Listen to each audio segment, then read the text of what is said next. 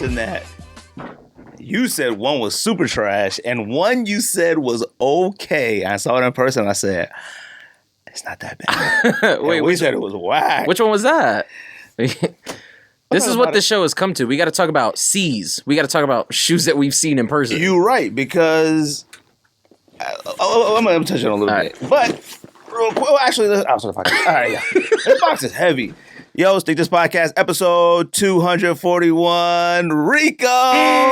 Made it. Greg back in all the way building. From Montana. Made it just in time for the podcast. I was, George is out of town, so Ricco was out of town as well. Everybody was out of town, kind of. I was out of town, and Ricco made it.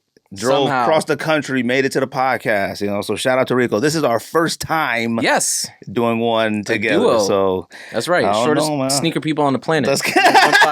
You're right. That's a 100% fact. Real quick, obviously, people who hate to listen to us, oh my God, he paid $77 to ship this. That is love, fam. We appreciate, you didn't even tell me who it was yet, but shout out to the homie Taylor Spink. He sent this all the way from Victoria, Australia. Fam, this thing says $77.70 in postage. These are snacks from Australia. Yo, shout out to him, man. That's dope, man. I mean, he could have sent one bag of chips. I ain't never tasted it from Australia. That would have been just fine. I'll never go to Australia in my life. Me neither. Them bugs are too big. They're too big. Yeah. I'm a little worried about opening this and what might be in it. Nah, it's safe, I'm sure. He said, oh my gosh, he sent the most stuff ever. Dang, that is a cornucopia of delicious Aussie treats. For those who don't like hearing us, oh my God. Oh my God, he sent Vegemite. Have you ever had Vegemite? No. Damn, it's black. Dude, this is the most stuff. It's got vitamins in it, though. Look at all this. Pizza rolls, candy bars. They have, pizza roll candy? A cherry ripe. No, that's pizza rolls and that's a candy bar. No, I know that. Oh, look at this. This is called Twisty's Chicken. Twisty. Look at these Cheezels. Y'all make chips out of the craziest stuff. No? This thing is that a cereal? No, that's a snack. Cheezels, proudly Australian made. This one's going on your fingers. These are the most snacks ever. All right. Fam, look at this. He sent us drink. Some of the candy melted to the side of Milo. I know Milo. I never drank it before, though. Yeah. It says active on the go. Low GI, source of protein, 8 minerals. It's like, what's that called? Oh, my God. Nutriment. Damn, what are these? Yo, Violet. It shatters? This is, Violet Crumble. I had an old girlfriend whose grandma was from England, and her grandma would always get those shipped from England. They're really good. Oh, for real? It's like honeycomb covered in chocolate. Oh, yes. It's really good. Honeycomb might be the greatest cereal of all time. You can open something and taste them if you want. Look at these burger rings. These are rings that taste like hamburgers. They can't actually taste like Surely they can't actually taste like hamburgers. Surely they can't. Look at these cookies. These are called Anzac biscuits. Anzac? What is Anzac? I don't know. Here's some more Twisties cheese. Anzac sounds a little close to... These are some barbecue snacks.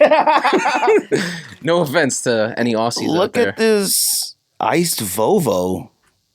It's like coconut. I'm allergic to coconut, so. Oh, you allergic? Yeah. I don't like coconut. Yeah, I'm not. Anyway. My mom liked coconut though. Hey man, you can take anything home you want. This joint is an 18-pack of Lamington fingers. These are covered in coconut. Ooh, and these are extremely soft. I don't know what that is. Holy. Are they supposed to be soft? Like maybe they soft baked? Maybe. I don't know. He said he was concerned that one of them might go old by the time we got it. This is called Tim Tam. These are some biscuits. These are made with irresistible real chocolate. Right? It kind of look like kind of got a Girl Scout cookie vibe. Biscuits? You mean like vibe crackers? Vibe chocolate biscuit. Look at these wagon wheels.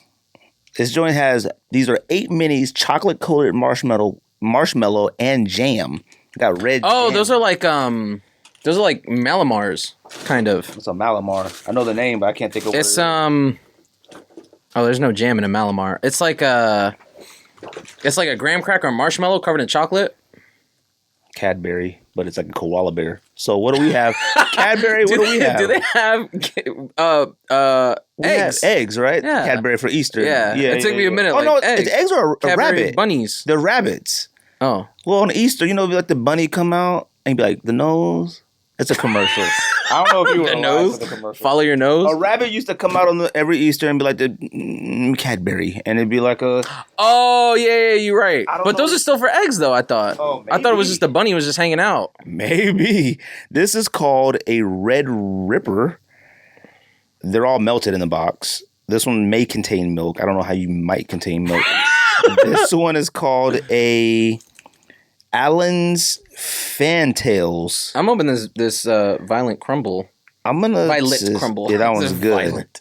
This says this was born in Louisville, Kentucky in August of 1990. Oh, it's chocolate. Oh, maybe it's caramel.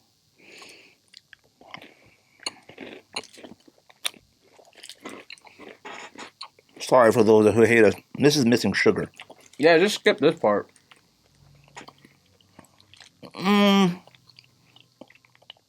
That's okay. I'm not mad at this. You don't like that?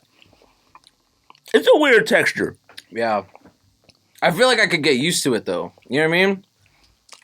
I will feel like when I first time I had it, I think I was being extra nice because of my girlfriend's grandma at the time. Ham, have you ever had Vegemite? Second bite was better than the first. No. Have you ever smelled it? Have you ever seen it?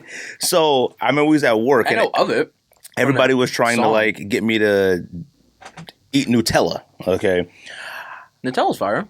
I didn't care for Nutella. I had my first time. I had never tried it. They thought I was nuts because I never tried it. But then they were telling us about Australian Vegemite. It's just black. It looks like tar. Yeah. And they eat it on toast or whatever. And I remember a guy brought it to work and I smelt it and I said, oh, no. There's no way. Let me look at this. See, it looks like some really good chocolate, but it's not. I mean...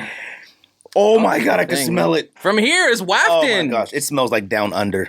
And I mean like butt. That's what it smells like. Ugh. They chop up bugs to put in this? I don't know what's in it. That's what it like kind of looks. You ever seen a Snowpiercer and they're like making that stuff and they chop it up? That's kind of what it Wait, you talking about the TV show or the movie? The movie. I've never seen the movie. I watched the TV show. Is the TV show good? I'm gonna watch it. The TV show's okay. David Diggs, that's Let my me guy. see it. Oh, here. You not gonna taste it? Don't do it. I don't have toast. I'm not gonna do this. If I had toast, I probably would have tasted it.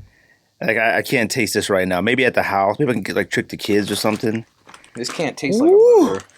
Yo, this smells just like down under butthole. I'll put that right Jamaican? there.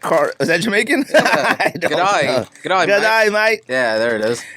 It's not a little better. It's not considered bad to make an Australian accent, is it? No, I don't think so. Oh, okay. I think of Bruce from Finding Nemo. Fish are friends, not food.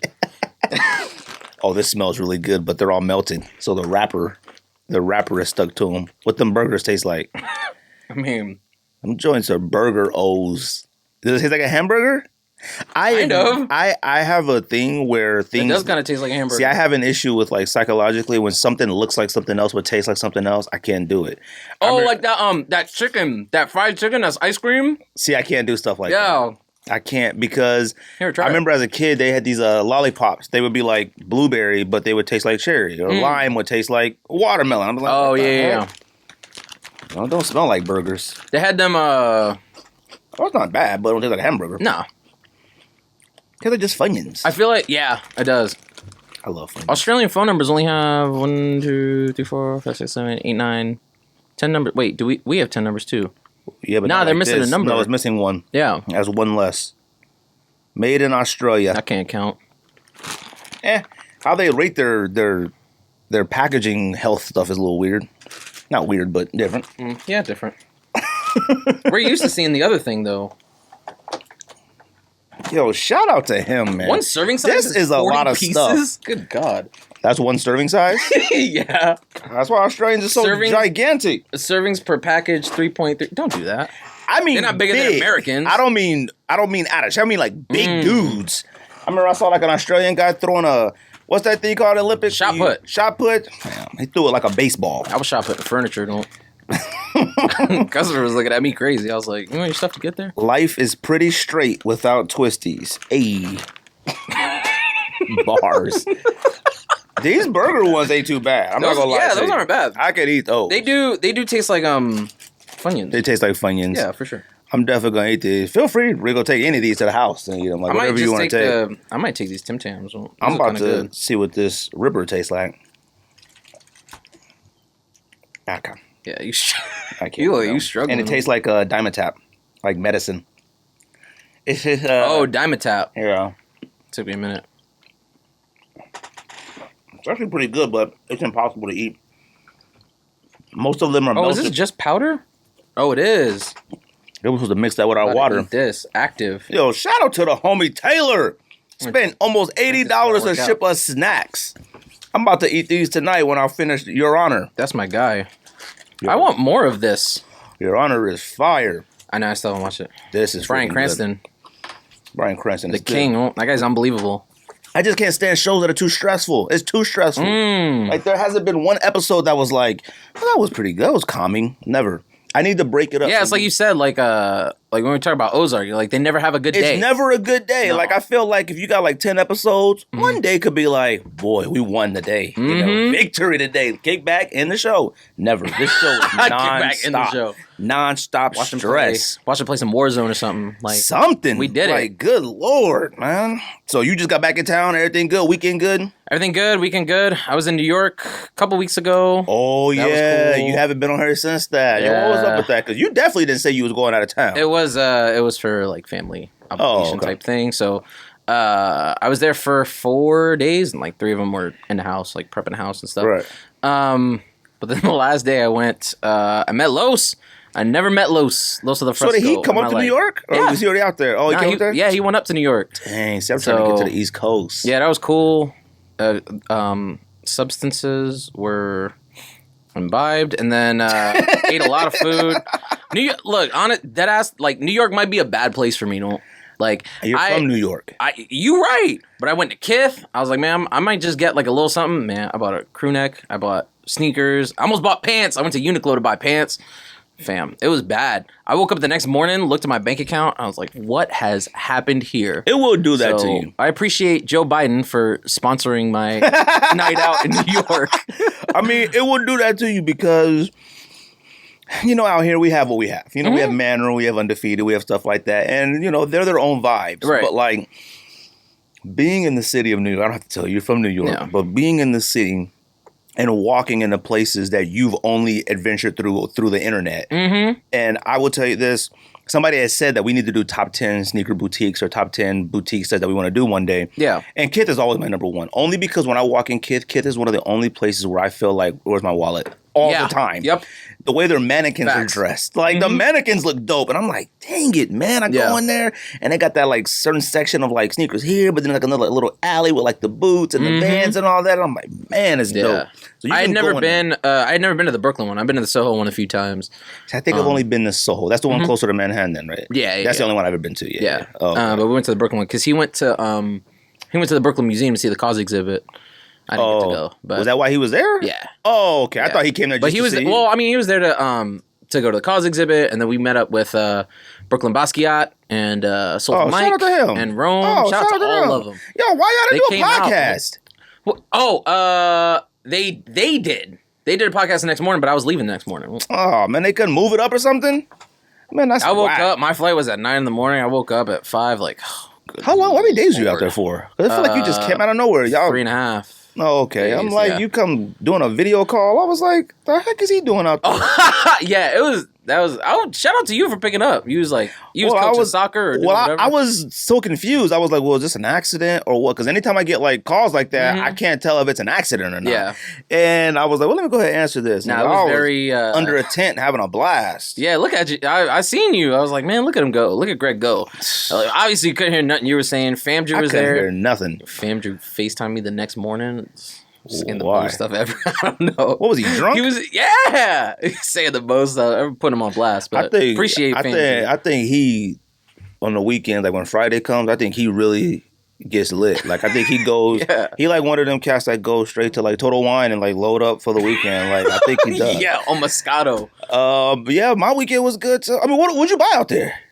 You bought those those New Balances? Yeah. Oh, what's like the 991s? 998s. 998s? Yeah. Dusty pink ones. Are they Kith ones? Or just? I don't think so. I think it was just a regular GR. Okay. But and you bought a Kith crew neck?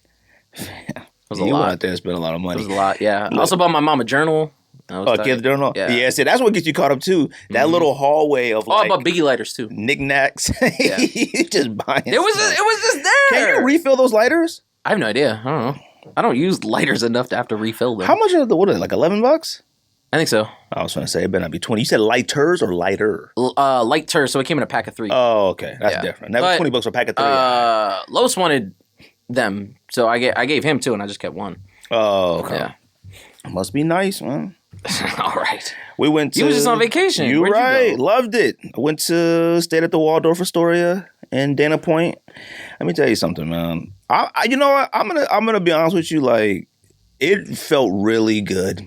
Like, and you know what? It felt good in the sense of like, you know, being able to do so because it wasn't a cheap place. So we had a private beach, Yeah. you know, like, and it felt good to be able to do that. It was a little bit weird because like, and I hate to be that guy. My wife is not that person either, but like, you notice when like I was the only black person Yeah. a lot. And I was like I'm on an entire beach about maybe been about 100 people, maybe 150. Where's Dana Point at? Where's that? Is that in Cali? It's in California. Okay. So like I was just like, wait a minute, I'm the only black person on this entire beach. Like, and I saw one other black person and he made sure to say what up. He was like, what's up, brother? And I was like, what's up, man? Out here. Yeah, I was like, man. And I was like, Rocio, you see that? He was shocked to see me. I was like, he had to emphasize, you know? But then even Rocio, she's like, yeah, all the employees are Mexican. They're not out here either. I was like, man, it's crazy. But it's, you know, it felt really good to be able to be out there and have the kids out there. And, you know, it was cool. Like, I mean, you go out there to like, it's not like when you go to the regular beach and like you go park in the parking lot at the beach and you got to carry all your stuff across the sand to get to the ocean. No, the van drove up. The ocean was like, doop, right there. Went downstairs, ocean. And then like they were like, how many chairs you want? Umbrellas. We were like, 4, 2 umbrellas. Where do you want to go? They had it like this. Ran, set up our stuff, set it all up, put the towels on the seats for us. And I was like, dang, this is nice. But I would tell you, talk about me buying a crew neck. I would tell you this. You know what? I'm not gonna lie. I mean, look, man, we're doing okay for ourselves to be able to do nice things for ourselves like that. So you can buy a crew neck for yourself. It's always good. But I will tell you this. And this is how one thing I knew we were in a place of like, clearly everybody had a ton of money. Like, I mean, they had a ton of money. We're listening to a conversation with these women. I mean, they sounded just like those housewives you see on TV. They were like, oh, the lady goes, yeah, she was dating him for a while and her birthday's coming up. And let me tell you something. He bought her, what's the brand called? Untuck It? He was like, he bought her a woman Untuck It dress. I said, no, here's my jeweler's number. And that was it. They're not gonna last. I was like, God dang! I'm like, That was great. And they went in. They were They might have been in the cameras, though. And they were like, you know what? I thought that. I said, no, the way they're talking, because we were on like a little trolley bus thing that took us from the hotel to the thing. The way they were talking, I'm like, why y'all talking so loud? I really thought like, you know, maybe they're filming because they're out here. They're talking. They were like, oh, the pave diamonds. I was just like, okay, that's it. I was like, okay, don't be gross. It grossed me out. It did. But let me tell you something. This is how I knew I was around money. I saw 2 shoes that I had never seen before in person yet. One of them you said was whack. And I always said I liked it. Dang it, what's it called? The Dunks covered in crystals from Downey. Fam, the yellow ones. Oh yeah. Whatever it's called. Cactus plant. Those yellow diamond crystals. Swarovski Dunk. Fam, them joints in person in the sun. Them joints were glistening. All right, them joints are. I was right. Them joints are fire. I think any shoe might look great in California sun when you're on vacation. Now you might be right because you know what else I saw? I saw J Balvin's on foot on this guy. Fam. I don't know. Don't do that. Do not. Okay. I don't know, man. I never said they were fire. I know. That's first of all. But everyone loves to say that I'm the guy. Now look at you. Let me tell you you're the guy something. now. I didn't know they had a pink midsole, the outsole, whatever. I didn't know like it a was blush. like a light blush pink. That could have been the California sun. them joints were vibrant. Them joints were fire. That could have been his fit too. You were on vacation. Maybe. You were feeling good. I was definitely drinking. So, yeah. But this guy had on all black. He had on like not a sombrero, but like a fedora type thing. You know, like a black scoop neck. You know, he's a hipster type cat, but like an expensive hipster.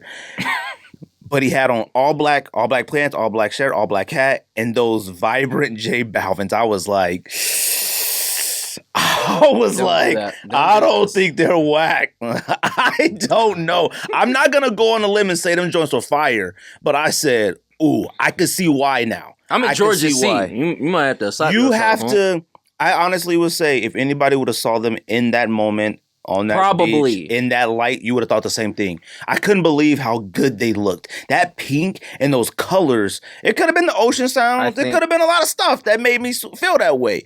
But I'm not going to say they whack anymore. That's how I'll put it. Yeah, don't do that. They're overpriced. I think it was an amalgamation of all of the amazing things you seen. You was on vacation. You had the California sun. You had private beach. Everybody set up your chairs. Probably a couple pina coladas in. I had a few margaritas. Look at you. Them margaritas were $20 each. All right. I couldn't even believe it. I was like, oh my gosh. I remember when concerts were a thing and I went to see Lord, I bought like 4 $20 margaritas. That was another day where I woke up the next morning like, what have I done? And that was, you know, what was funny too, because like they don't take your card for nothing or cash for nothing. They don't take cash or tips, but like everything is like, what's your room number? They just charge everything to the room. Right. Typically, you know, you go on vacation, that's an option. But it was like, oh, no, your room number. No, we're doing that. Yeah, they were like, nah, you're getting charged for this, you know. But so shout out to them. We had a lot of expensive food. The kids had a blast. But it's so funny because, and we're going to talk about this because clearly everyone's messaging me like, yo, we got Lil Nas X. We're going to talk about that and stuff. I know you got some opinions on it, all right? I do. I hope you do. I know you talk to a few of your buddies, all right? Shout out to you, other shows and stuff you be on all the time. I know you talk to Dave. You've had to talk to Dave. Dave and I have actually not talked about this yet. Okay. But I think that's tomorrow that we record. So okay. We're gonna all right. Because I was like, well, I thought y'all weren't doing it no more or something. I was like, what is it at? I haven't seen y'all. No, it's been a while. The last episode just went up. I recorded that weeks ago. I was like, this is just now being uploaded. But it was a lot of it. It's not as structured as it is here. I mean, it's more freeform. Right. You know what I mean? So. We'll be on there 3-4 hours. I'll be in my closet with the ring light on, sweating for like 3 hours recording. In the closet. That's why I hate doing it in the closet. All right, I hate it. But then if you have, I'll only do it in the closet because I got that painting. So it's like the one with all them Terminators on it. Every time I see it, I thought it was Air Force 2s at first. I'm like, this is not Air Force 2s. I was like, them is Air Force 2s are fire. Don't do that. They are fire. Yeah. They're very underrated. Fire. They might be fire. Terminators are underrated too. They are. There's another model that's Georgetown Terminators for sale on my side. Just haven't. I forgot what they're called. Court something are underrated too. I bought some stussy ones when I was in DC. They kind of have like a rounder sole. They're low top. They have highs too. Not Court Classics. I can't even think what they're called. Tennis Classics. No. It's a Nike Court. I can't even think about it. I'm gonna think about it later. But yeah, man. Shout out to Vacation. Shout out to everything. But I was funny because I was like, the kids. It's like the generations are so different. Like our kids were enamored with phones. Like we walk in the airport, they couldn't stop picking up the pay phones. In the hotel room, Cortez is in the bathroom on the phone and she's in the living room on the phone. Hi. And like in the hallway of the hotel, you know, a phone be on a table. They're just hello. And I was like, what is their issue? You know what's crazy when we don't have a phone. See, this isn't just kids, because when the family moved to the house, they have intercom systems. That's how old the house is. Right. So my mom's upstairs. See, she's like, Ricco, it's time for dinner. But that's cool though. I mean, it's goofy though. Still, like that means your house is gigantic. If y'all got intercoms, it looks pretty sizable. Gigantic. Yeah, y'all gotta come over for dinner. Still, the invite's still open. I told my wife, and I was like, "Oh yeah, we gotta go. All right, we gotta go." But yeah, the kids and the phones, and I was like, you know why? Because we don't have a phone at my house. We don't have a phone. They've never seen a phone in our house. You go to our family's house. No one has a phone. Yeah. So that to them was like cool. They see our cell phones, but they were just like, hi, hi, regular hi. phones. And I'm like, dude, get off the phone. Like, they're like, I want a sandwich. They're just talking to each other. I'm like, what is? I'm like, y'all want to go actually to the beach? And they're like, hello, hi, I'm Cortez. I'm Cruzy. I'm like, okay, hang up the phones. But shout out to them. We had a blast out there. But pickups, Ricco. You got any pickups? Any recent ones since the last time you've been here? I feel like you Dusty Pink 998s. Okay. You probably the last time you probably wore them was in New York. Yeah. But I was in New York like 2 weeks ago, and I've been out of state since then. Okay. I got Bacons yesterday. Wait. I paid resale for Bacons. Oh, okay. Yeah. Did you buy them off eBay? No. Oh, okay. Did you end up paying the same price that you were no, complaining about on eBay? No. Los hit me up. He was like, yo, they got them. I need to know right now. Fam, he says to be the most text ever when something's available. I'm trying to tell him, like, fam, if anything's at a 10, like, just buy it. Like, I'll just give you the money. Yeah, there's certain things that, like, I tell people, like, just get it. Like, just 9 get out of 10, get it. Don't ask. Not everything. I'll send you money and it'll be fine. But when I say, hey, I'm looking for this, get it. That's it. I got him in a 10.5. Okay. So we will see. I don't know how You they fit. vary in sizes. You were 10 and a half at one point. I felt like you were an 11 at one point. You like a Facebook group cat. Even if I was an 11, fam, I would never actually wear an 11. I'm 5'3" and look like a clown. What size is your Ferris Bueller's? I feel like those are 11. 10.5. Oh, okay. Do they fit? Yeah. They're a little big? Oh. I don't think so. Because SBs are narrow. It's like Have you my feet are worn them? wide. No. Don't do that. Yes. I mean, you haven't. I haven't gotten around to it. Kind of to them. They've had it for about a year now. Don't do that. It's I been a haven't long gone to time. them. My favorite SB of all time. Your favorite? I know. I got Wimbledon's. You got Wimbledon's too? I haven't worn them yet. Yeah, I you did got wear- Wimbledon's for $300 less than I did. I did. And I wore my U.S. Opens. Mm-hmm. And I was like, oh, okay, good. I wore them, but I haven't worn Wimbledon's yet. I don't know how. I'll be honest with you. How? I honestly don't know how to wear Wimbledon's. It's too much white. That's way too much white. I can't dress. So it's like, I'm putting on Eric Emanuel shorts fine. and you wear the most expensive and a stuff ever. t-shirt. Yeah, you wear a Don't do Stone. that. What's it called? Stone Island. You wear a Stone Island T-shirt and Eric Emanuel shorts. What are you talking about? And Wimbledon's. And your shoes are about and, $400. Your Men's shorts fitted. are about $200. Your shirt is about $300. I don't do that. A Shirt's $200 not T-shirt. $200. Stone Island stuff is expensive. Manor was like, yo, 30% off everything. I was like, you know what? Maybe I'll go ahead and check out some Stone Island stuff. It was on sale for $200. I was like, what was retail? Wait, what was on sale for $200? What was it? It was What like was the item? some shorts. And then I saw some t-shirts and like maybe a polo style looking shirt or a long sleeve t-shirt or something. And I was like, whatever the original price was crossed out and the sale price was like $236. And I was like, man, I know Ricco is not I know the worth my hoodies. regular The price. hoodies are And maybe a hoodie too. Hoodie was Yeah. expensive. I don't know. What's retail on a hoodie? I don't know. I think it's a lot though. What else you caught? I know you got more. That's it. I mean, I got. Oh, wait, what Crocs. happened with bacon? Huh? I haven't gotten it. They just shipped. I actually just got an email that they shipped. Well, so they were cheaper than... They were cheaper than eBay. Oh, okay. But still resale? Yeah, What was retail? 140? 140. Oh, okay. I mean, even if you pay like 200, if they were, I mean, But I needed them. look, Actual need. I still don't get bacons. I don't. I can't say to get, I Gregory? can't say that I thought they were whack when I see people wear them, but like I don't understand the like super duper allure to them. I feel like there are so much better Air Max 90s than bacons. Like what? Name 3. Not including Hyperfuse. Okay. I mean, I think the OG infrared is better than Okay, those. that's 1. I really feel like there's not a lot of 90s when you try to think about it. Shoot. I'm about to come back to you. Now look at you. Bacon's a Our whack. Nah, don't do that. I won't say they whack. They fine. Our Bacon's top 5. Now, this is a model you don't like. Like, you didn't like, you said was washed. Washed. Just play it out. Now, is this shape of this bacon the same as this shape as this re-release of the OG I've seen infrared? Blancs, and yes. Okay, because the Yeah. OG infrared release, I would like, I'm not gonna lie to you. Outstanding. Just fire. It's absolutely outstanding. perfect. I want I need to get those at some point. I Yeah. do too, but I want to catch like a sneaker steal tweet, Soul Link's tweet. Yeah. Like, hey, they're on sale for Yeah, 89. 89, but yeah. they only do GSs now. Like, you're not going to get an adult size. They do a restock of the adults. I might just have to pay for them. It's an OG. But yeah, shout out to Manor. Shout out to Blanc. Shout out to everybody who got it. Blanc was on the news, chit-chatting about it. Was he first in line? He was. Fam.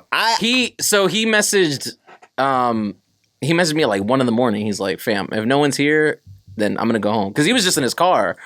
And he said no one showed up for a couple hours, so he just went home. I think he went back at like 6 or so, and he was still first in line. Oh, I thought talking to the bunch news. Of people with a bunch of Instagram 9. people were there. Weems was there. 90 Sace was there. Shout out to them. Shout out to They got Weems. their pairs. I was so surprised to see them out there. Now Blanc is the family. Like, I love Blanc. Yeah. Blanc is the homie. Blanc's great. I just would have never thought Blanc would be out there doing that. Not to say it was bad, because I'm older. Like, I wouldn't.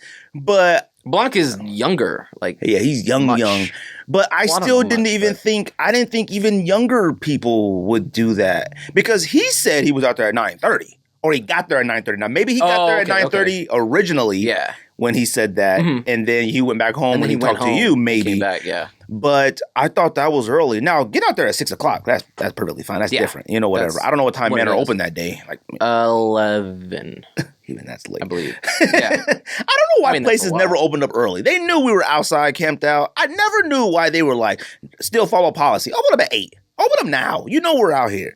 But, shout out to Manor. You know, I was like, the news is out there and everything. And look, like I said, man, Manor is already the greatest store in Arizona history as far as sneakers and streetwear. Not even a question. They're getting releases now, raffles, camp out type stuff. They have great own merch. They haven't announced Curry's yet. Oh, that's my opportunity. Okay. I finally slept through the drop. You gotta go and buy Stone Island stuff. And then no, I'm going to eventually buy something Stone Island, but I'm so terrified of buying something that don't fit. That's why I was asking. I was like, how does it fit? Like, I have a real issue. I mean, same issue as me. We're both short. Yeah. So it's like you buy a large and it could be too long. You buy a medium and it's too tight. It's like this. The large is fine. Oh, okay. Yeah. Because in Como de Garçon, I got to buy a large, almost an XL now. That's how fit it is, whatever. No CDG stuff. That's all your pickups? I'm sure you do somewhere. I believe so. I mean, I bought some hats and... Of course, the use. You buy a lot of stuff. You been throwing a lot of boxes.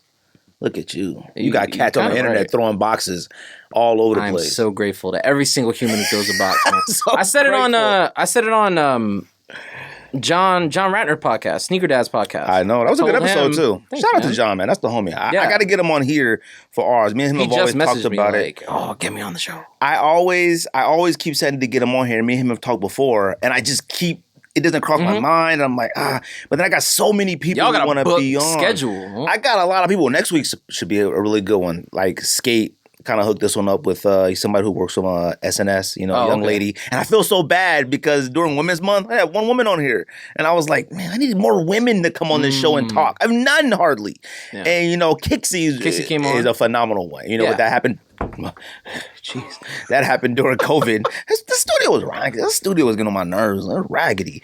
So the whole thing good, but I do got to get the homie on. Shout out to him, Sneaker Dad's podcast. It was a good podcast. It was a good episode. I listened to all of them now. I listened to them and got off track before I got on there. And then I started listening to them again. I listened a little bit of Dave's episode, but I haven't finished. Yeah, I haven't finished Dave's episode yet. But like I said on there, man, everybody throw your boxes. It's the greatest joy. Somebody actually, as a sneakerhead, is opening boxes and seeing. Somebody asked me why I don't. I was like, I don't really post what I buy. So like, I feel like. And then when you do, it's like. I try. Grail.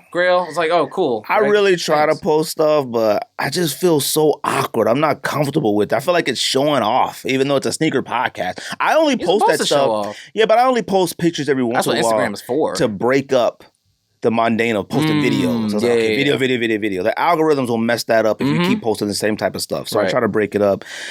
Pickups for me this week. Give everybody an update on my 2020 go backs. So right now I'm in full negotiations for Australian AirTech Challenge 2s. First of all, negotiations that broke off. All right. He had asked for a price. And I said no. And then I told him a price, and then he said no. And then that was it. We didn't talk for about a week. And then I hit him with another price, and he said, let me think about it. And then he told me no again. And I said, man, what do you want? Now, this is sort of like your eBay situation where they ask for like $225 and you offer $200 or whatever. And they're like, you're insane. Yeah. He asked for a decent amount, not nowhere near Wimbledon's or US Opens, but I know I could get them from him cheaper only because he's had them for a really long time. Somebody I know. And so it's not That's really, my main thing. Yeah, because like, it's fam, like, these have been up forever. Like, come on, man. Like, if you don't want to keep Australian Opens for yourself, then you don't want them. Yeah. So just give them up to somebody who's willing to give you. And I offered like, I don't know what he wanted. He wanted like 4 or something. And then I said, like, look, man, I'll give you something. It's really high. Yeah. It is. Because I found them. I know they're cheaper somewhere else. I do. And I had no problem buying a pre-owned pair. Like, not at all. I'm going to wear it. Right. So then we're back talking. And he's like, I'll think about it. We'll see. So right now I hit him with an offer about $280. All right. Just to see. Because I feel like that's fine. Yeah. That's what he wants like $350.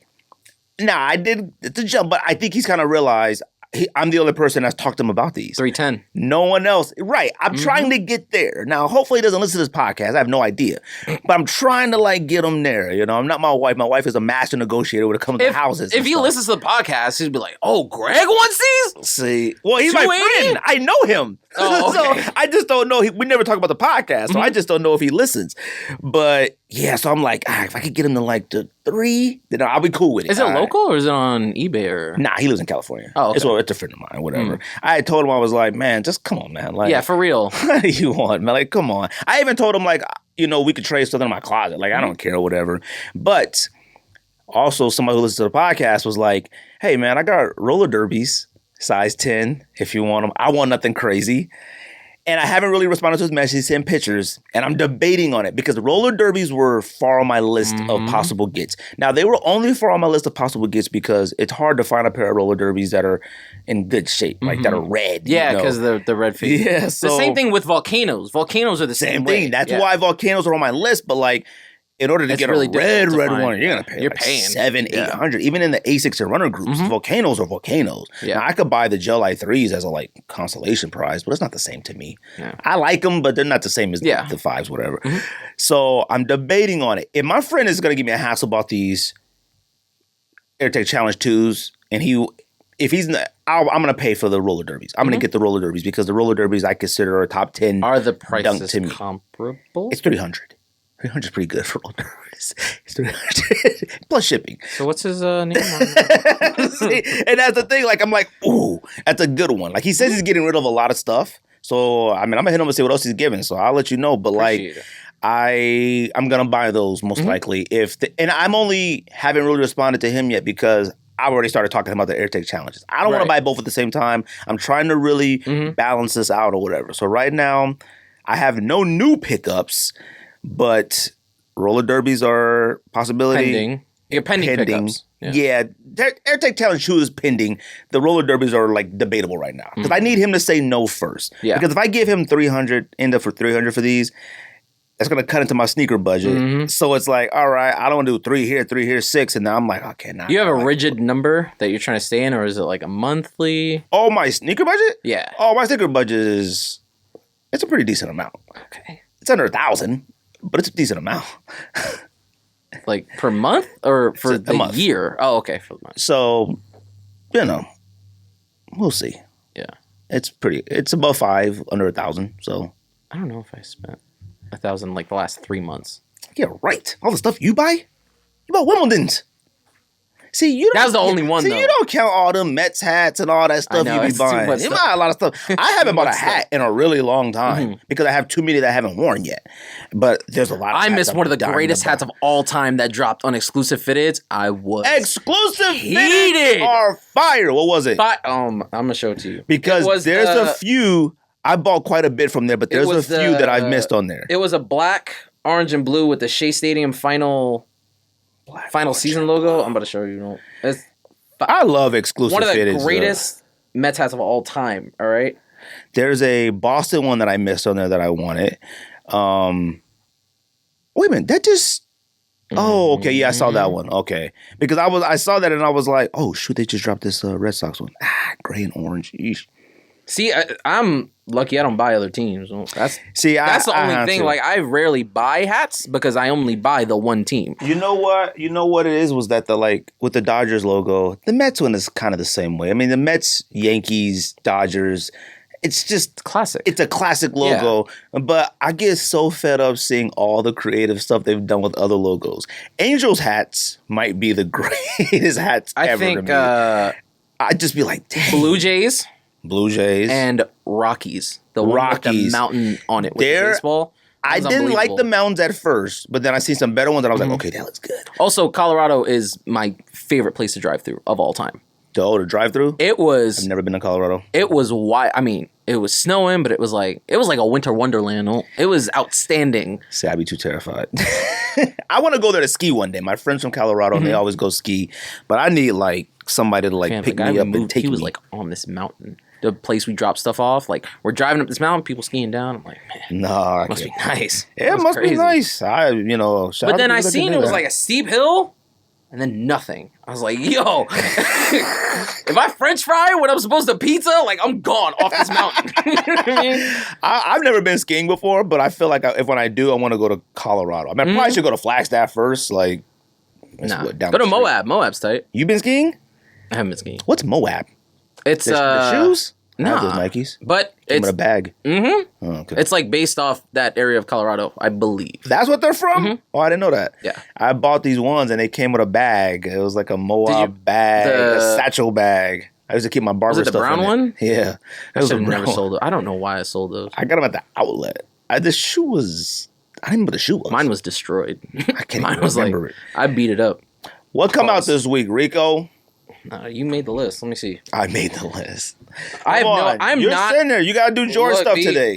Yeah. You gotta do all George stuff today. Might slap you in your teeth. You're in a better mood.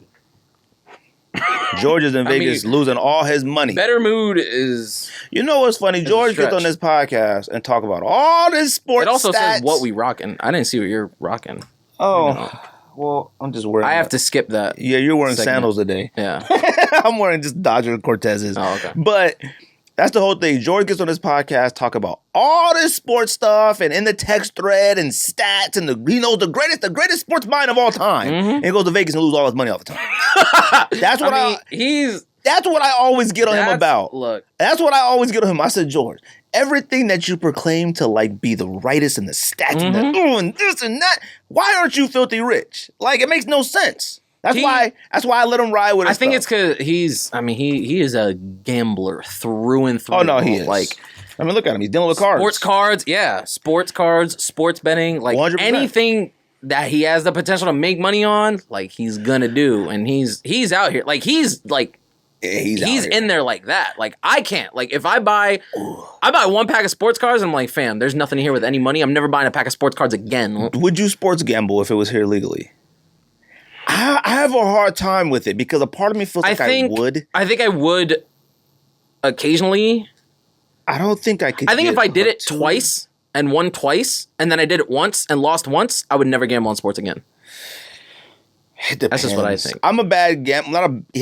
I'm an okay gambler. I am a but I'm not a poor gambler. I'm not a smart one. Like when I'm winning, I don't know how to be like, all right then, y'all. I used to. No joke. Me and my uncle will go inside. The first time any of us win, we just walk out immediately. Let's leave. Just go. Don't even talk. Yep. I remember we walked in the casino. He played this slot, won 300. We just left. Out. Didn't do nothing else. We left.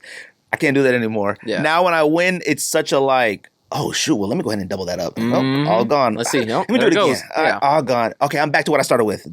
All gone. I'm like, oh my God, like I can't handle stuck this. In the cycle. Well, they came out today, but Structured Triacs. Did you try for those? I didn't. That's right up your alley.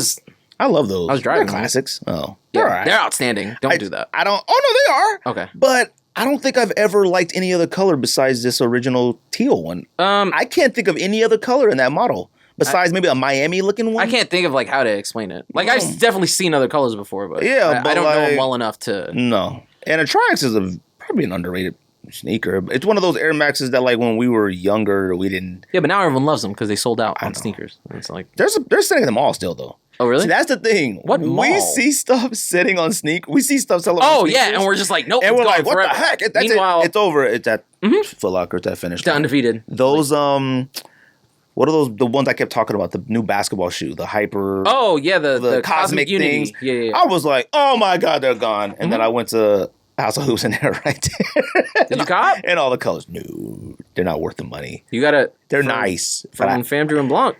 What, they on wanted them? Saturdays. No. Oh, I know. I want to go. You go too. I've been once. Oh, I thought you went last week. Nah, I went 2 weeks ago. Oh, maybe that was Andrew Last filming. week I was, Okay. Yeah. I do want to go. Women's Jordan 9 changed the world. Nope, don't care about that. Mm-hmm. That might be a European thing. I don't even know. Question low glitch. Nope. Okay. Stan Smith large doodles. No. They kind of look like They're okay. They look like those Sean Witherspoon type just without joints. the reds on the bottom. Yeah.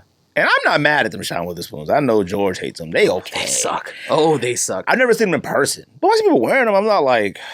That's another shoe. See, if you'd have seen it on vacation in California, you'd been like, fam. You're probably right. Sean Witherspoon. I think anything under that California sun maybe would have been like, ooh, these is crazy. Told you. And anything probably sitting on the shelf in Kith maybe still holding them is all right.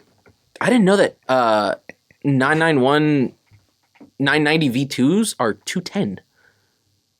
Because I would have bought those. I was going to buy a great pair of those. I'm like, man, those are 210? Because the 998s were only like 210. 150, 160. Wait. Were they on sale? No. A 998 is retail. not 180, 150? No, like 180, 190, maybe 200. No, they were not 200. They were absolutely not 998s are expensive. Maybe 997s are more expensive. No. But I see 990 V2s at 210. I was like, good Lord. What's a 998 collaboration? Not a Concepts one. They didn't do the Tiffany one. That's 997, right? Yeah, okay. 997. I'm trying to think of a 998.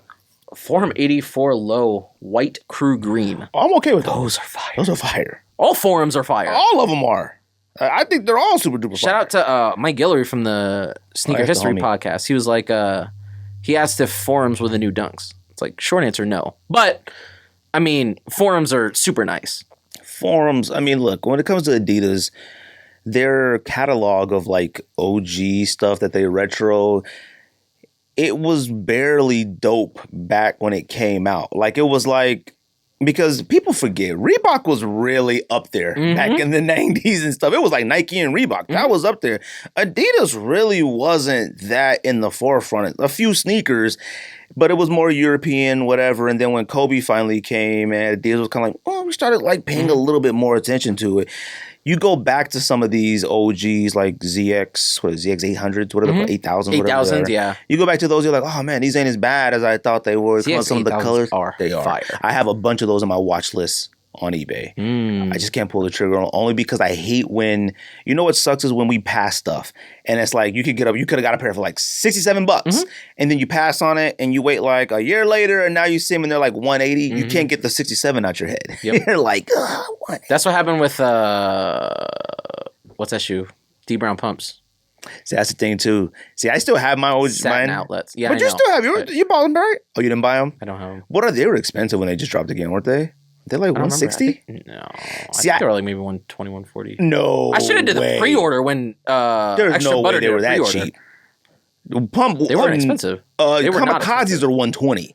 So I know Deep Brown pumps had to be 150. They had to be pretty high. I don't remember.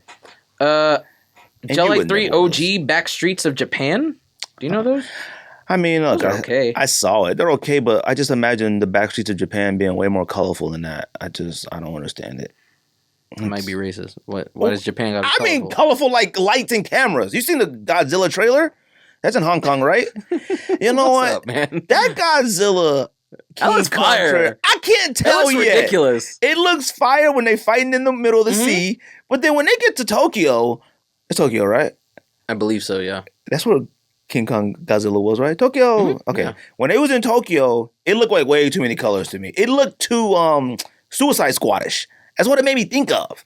And when King Kong had that knife and flew in the air, whatever he had, and he shot the, I was like, oh man, they doing It's silly. It's a dumb monster movie. It come out tomorrow or tonight. For real? Do movies come out at midnight on HBO X? I have no idea. It's on the 31st. I need to know for Mortal Kombat. That one's April 17th, 12th? I've watched that trailer. I've watched that trailer at least 35 times. Oh my God. It's unbelievable. It looks so good. Did you watch Justice League, though? The new one. Are you going to? I haven't had 4 hours of time. Oh, okay. Probably. So much better than the first one. I'm talking like... I would imagine. I can't even... the parts that they decided to take out, I was just like, why did you do that? So, I mean, I don't know if you know the story. Now, see, that's what I want to ask. I don't know. Maybe, like, did they make new stuff? As far as I know, what happened on... They did reshoots. What happened on the original Justice League movie was, I think, Zack Snyder had an emergency in the family. So he was like, fam, I'm out. Okay. I need to go take care of my family. I need to blah, blah, blah. So Warner Brothers was like, all right, well, we have this bag of money. We're going to give this to Joss Whedon. So he did rewrites. He did all this stuff. Oh, okay. To try and make it funny and Avengers-y, and it kind of fell on its face because it wasn't the original vision of what Zack Snyder did. After that, DC fans were like, fam, there's a Snyder cut out there. Release a Snyder cut, you cowards. And they all went crazy. So Zack Snyder You cowards. Zack Snyder at some point last year was just like, fam, I'm just going to do this. And he rewrote a bunch of stuff, called in Jared Leto, called in blah, blah, blah, blah, to go and be in this movie and make it whatever you want for the fans out there. So I respect Zack Snyder a lot because I believe that Zack Snyder paid for the reshoots and all that stuff himself. Okay. We're just like, I want to make it. I want to finish it. I want everybody to see my vision. I don't know which ones are the reshoots and cutouts. I know the Jared Leto stuff was a new thing. But like, first of all, that Jared Leto scene first is one of the, I mean, it's a phenomenal scene. And it's only about 3 minutes, 2 minutes. And Jared Leto's unbelievable. And I'm just like, that little back and forth with him and Batman and the like both testing each other's patience. Yeah. Fam. I was like, this is amazing. All right. I watched that scene about 4 or 5 times. Okay. Like, that's how good that scene is. Right. And then just the cyborg story. I was like, yo, how did you leave this out of the movie? Like, another story from when Joss Whedon recorded, the actor who played Cyborg, when he watched like some of his dailies or whatever, he was like, these scenes are so bad that like you need to cut these down. Like, he was just phenomenal. like, you got to watch it. I'll watch you got to find 4 hours though. Because 4 hours is a bit long. I fast forward through like the stuff with like Lois Lane and the mama. I was like, look, I know what you're talking about. Skepta Air Max Tailwind 5. What the heck is that? What is he? I would like it if I saw that. No, it looks like a steel toe box. They're fire though. There's only one tailwind I like, and that's 1 and 2s. 5s, Celery's coming out again? No, it's the actual release. They never came out yet. That was early access. So I'm not sure if that's European, but it might be sneakers. I need those more than most things in this world. Although Sweaver had them, I tried to give them to you. He did a top-down picture. They don't really look that great. Look, but I do need them. I got them. And, that's right. Well, so like I was like, okay, well, I tried to get yours, and it was like sold out. I was like, oh, whatever. So then I went back, like, you know, it always says till 5 p.m. So I was like, oh, it's 4:55. Let me just go see what's on there. And it had a 9, a 9.5, and a 7, and so I was like, oh, just buy the 9.5. Yep. Got them in hand. Have you tried them on? No. You know what it is? I looked at them and said, wait a minute, that's $170 that I could have bought one of my go backs. So it's like, I don't know if I want these. You can have them if you want them. It's a 9.5 though. I don't know if you can fit it in 9.5. I don't know. I don't know. Out, maybe. But you can have it if you want it, or if you want to just. But if not, they're going back. Possibly. They're gonna get returned to the store. So. LeBron Air Max 95. I don't understand why those exist. That was whack. That's next week. I don't understand why when they George is really good at this. I don't know. There's Damn, there's a bunch of stuff on here that's like not like worth talking about. Like, ASAP Nast, classic leathers, legacy classics. When George sent those when I was on vacation, them is fire. Those are fire. Them is fire. And I kind of feel bad for the amount of pairs of that model I already own because I've only worn one of them. How many do you have? 4. Okay. 4 is a lot for it. It's a lot. It's a lot for a shoe that we raved about, and I've only worn one of them once, and I wore it in the house. Stan Smith. Didn't Kermit the Frog just get canceled? No. Oh, okay. Did you see that picture with Kermit the Frog and those Black Sesame Street characters, and he's like, oh yeah, oh that's how Elmo he's was. like, what if? Oh, that was Elmo. That's right. I I said it to I was like, man, I hate the internet. That one was funny. I'm done. It was funny because it was like the. So if it's Elmo's favorite song, I can't. I hate the internet. That's so funny. That might be it. George is really good at it. George is about to end me. There's a sneakers app. You can look on sneakers app, see what's upcoming. Right. Did you get? I didn't wake up for any You dunk. didn't get Curry's. I forgot. The 7 o'clock. I forgot that there were other ones coming out. I just entered for the Curry's. The 7 o'clock. The Navy College ones came out too. I didn't even know. 7 o'clock. I can't do it.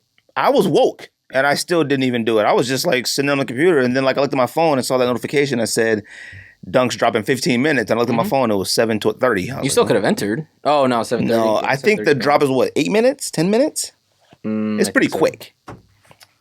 Celery Max, notify me.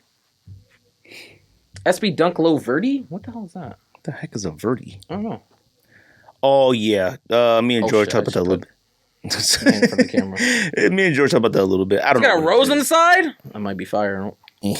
Wasted youth. Oh, it looks like a sort of like a not a Kendrick Perkins. What's it called? Kendrick Perkins. The one that used Lamar? to tweet. No, used to chirp the dunks.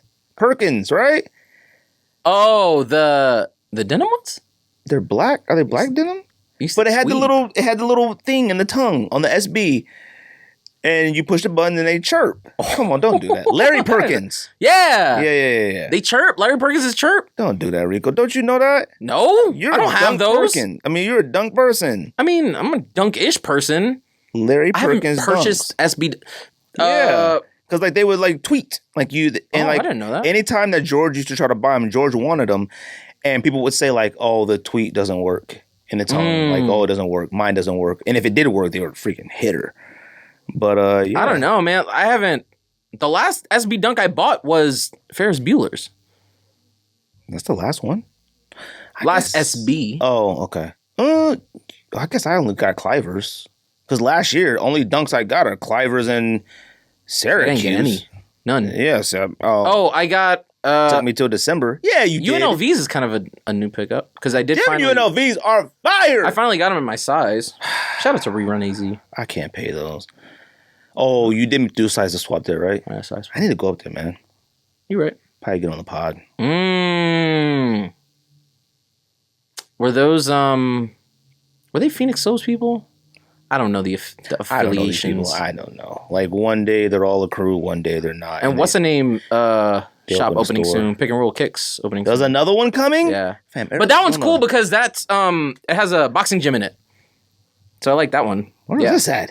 I don't know.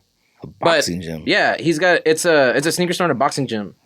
Dang. See, when it's stuff like that, like that's cool. I'm okay. Like with when it's other. But I want to be able to fight. I want to be able to fight for sneakers. All right. Like I bring a pair, you bring a pair. Fighter takes all. What they do in Fast and Furious for slips? Oh yeah, for slips. Like for you never had me for papers. You never had your dunks. Yeah. Oh, if I hit him with that bar, I'm walking out of there. See this man. Oh, okay. I know to open a store. Yeah. I follow him. I know it's going to be a store. See, it's a boxing gym and a. Oh yeah, I saw that picture. What's it called? Yeah. Dang. Shout out to them. He be buying Mets hats too. He's not a Mets fan. I'm putting him in timeout. That's all the drops. I think so. George, go listen to this. Like, what has Ricco done? George barely knows. George listens to the podcast. That's what's funny. George never listens to this podcast. He doesn't listen to podcasts? Heck no. Oh. George will like listen to it every once in a while. Like, you know, if he says something crazy, he'll go back. Typically, I take out a lot of stuff if it's wild. There's certain things I'll be like, okay, man, that's a little close to the edge. Lil Nas, Satan, and Mischief. Let me tell you something. I'm gonna let you go and talk first because I got a lot to say. Okay. It's layers to this, okay? So for everybody who doesn't know... I also think there are layers here. And you've said on this podcast before, and I don't want to put your business out there, but like you don't believe in God and stuff like that. Okay. George doesn't either. Okay. So just for everybody, just to recap, obviously I appreciate everybody who always sends me stuff, you know, all the time, but trust me, you know, I'm 100% fully aware, but I definitely appreciate it. Basically, Mischief, which is a they don't do nothing else, right? I think they just do customs. Okay, so they do customs, and they created this sneaker that's like Air Max 97 customized as like Satan theme. And they got Lil Nas X to sort of be like the face of it and endorse it. It sort of matches up with his music video, etc., whatever. And, you know, the shoe itself has like a lot of, you know, insignia, you know, that represent Satan and all this type of stuff on it. It has red ink inside. It has 1666 and a pentagram. I wouldn't.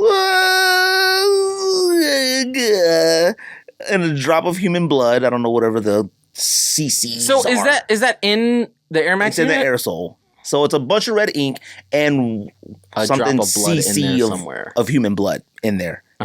Mixed in it. Whatever. Okay.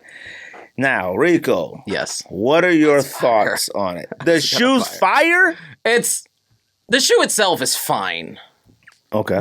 There are aspects of the shoe that I really like. Because I grew up on heavy metal. Like, one of my favorite albums of all time is The Satanist by Behemoth. Number of the Beast by Iron Maiden. Like, I understand kind of where the inspiration is coming from. There only being 666 pairs, that's fire. Them being $1,000 is not. Now, a drop of human blood in an Air Max unit is kind of fire.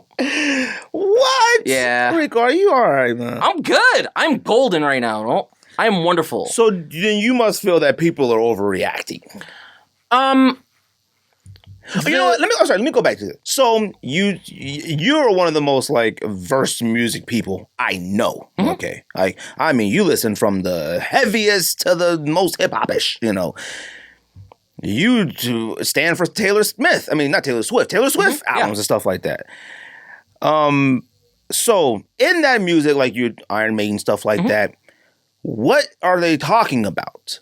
Like that's my thing. Like, what are they talking about? It's mostly storytelling. Okay. Like just about, you know, I mean, as far as the Behemoth album, like it's just the story of this guy and how he becomes what is like kind of a romanticized version of a Satanist, of someone who worships Satan. Okay. Now, Satanism is real, but that's not exactly what it is. Okay. And that's... Do you know what Satanism is? I looked it up. I have an idea of what Satanism is. Because I don't think it's... I don't think it's like Christianity where they praise Jesus Christ and they praise the Lord, blah, blah, blah. Right. It's not like all these people are out here praising Satan. And that's a big misconception of what's happening. Because, you know, I've got texts like, oh, this has Satanism written all over it. Like, I mean, kind of, but also no. Like, Satanism is not as far as my understanding goes, is not the romanticization of Satan himself. It's more of, you know, whereas in Christianity, God's going to put you on the right path. He's going to put you where he's going to give you the battles that he thinks you can fight, blah, blah, blah. Correct. I'm not a Christian, so correct me if I'm wrong. But, you know, Satanism is more about, I have free will. I have pride. I'm going to be proud of myself and follow what I think I need to do to live my best life. Because, like, if you look at the Satanic Commandments, it's nothing crazy.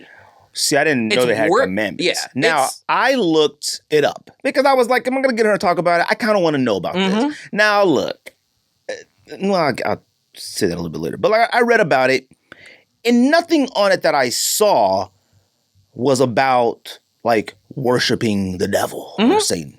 It was basically describing it as being different, your own way, free type thing. Right. Because that was my confusion. Because I was always like, it's always called like devil worshiper. So that, you know, when you're from the outside looking in, you think like they're worshiping the devil, like, oh, which I don't know if they do or don't. And that's because there are churches of it. I read about churches where they do that. But I don't know what they necessarily do in it. And it was going back to like witchcraft, you know, and it was talking about that and whatever, which clearly we weren't around. We don't know nothing about that back then. I mean, we don't know if that's real, you know. Anything back in those days was considered witchcraft. I mean, like, you probably jump higher than a regular person. And you know, so. Burn the witch. Right. So that's the thing. And I'm sorry, go ahead. And you were saying? So there are 11 satanic rules of the earth that are all like pretty straightforward, normal stuff. It's just weirded strangely. Like, do not give opinions or advice unless you are asked. Do not tell your troubles to others unless you are sure they want to hear them. When in another's home, show them respect, or else do not go there.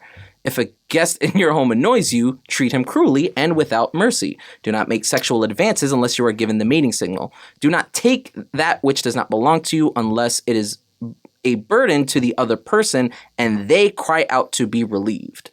Acknowledge the power of magic if you had employed it successfully to obtain your desires. If you deny the power of magic after having called upon it with success, you will lose all you have obtained. That kind of relates to like sneakers. Like someone told me over the weekend, they were like, yo, I learned the trick to sneakers. I didn't go in right away so they didn't think I was a bot. I waited a couple of minutes. I'm gonna try that again and see if it works. So he employed the magic. Now, if he denounces it, then he can't use it again. I will say when I looked it up and I saw something about magic, and it kind of said that's the only one, though. It kind of said like magic. It kind of even worded it like there's no real. They're worded strangely, for sure. There's no real proof of magic. Like they were just kind of like whatever and whatever. Okay, so now those are some of them. Do you feel like?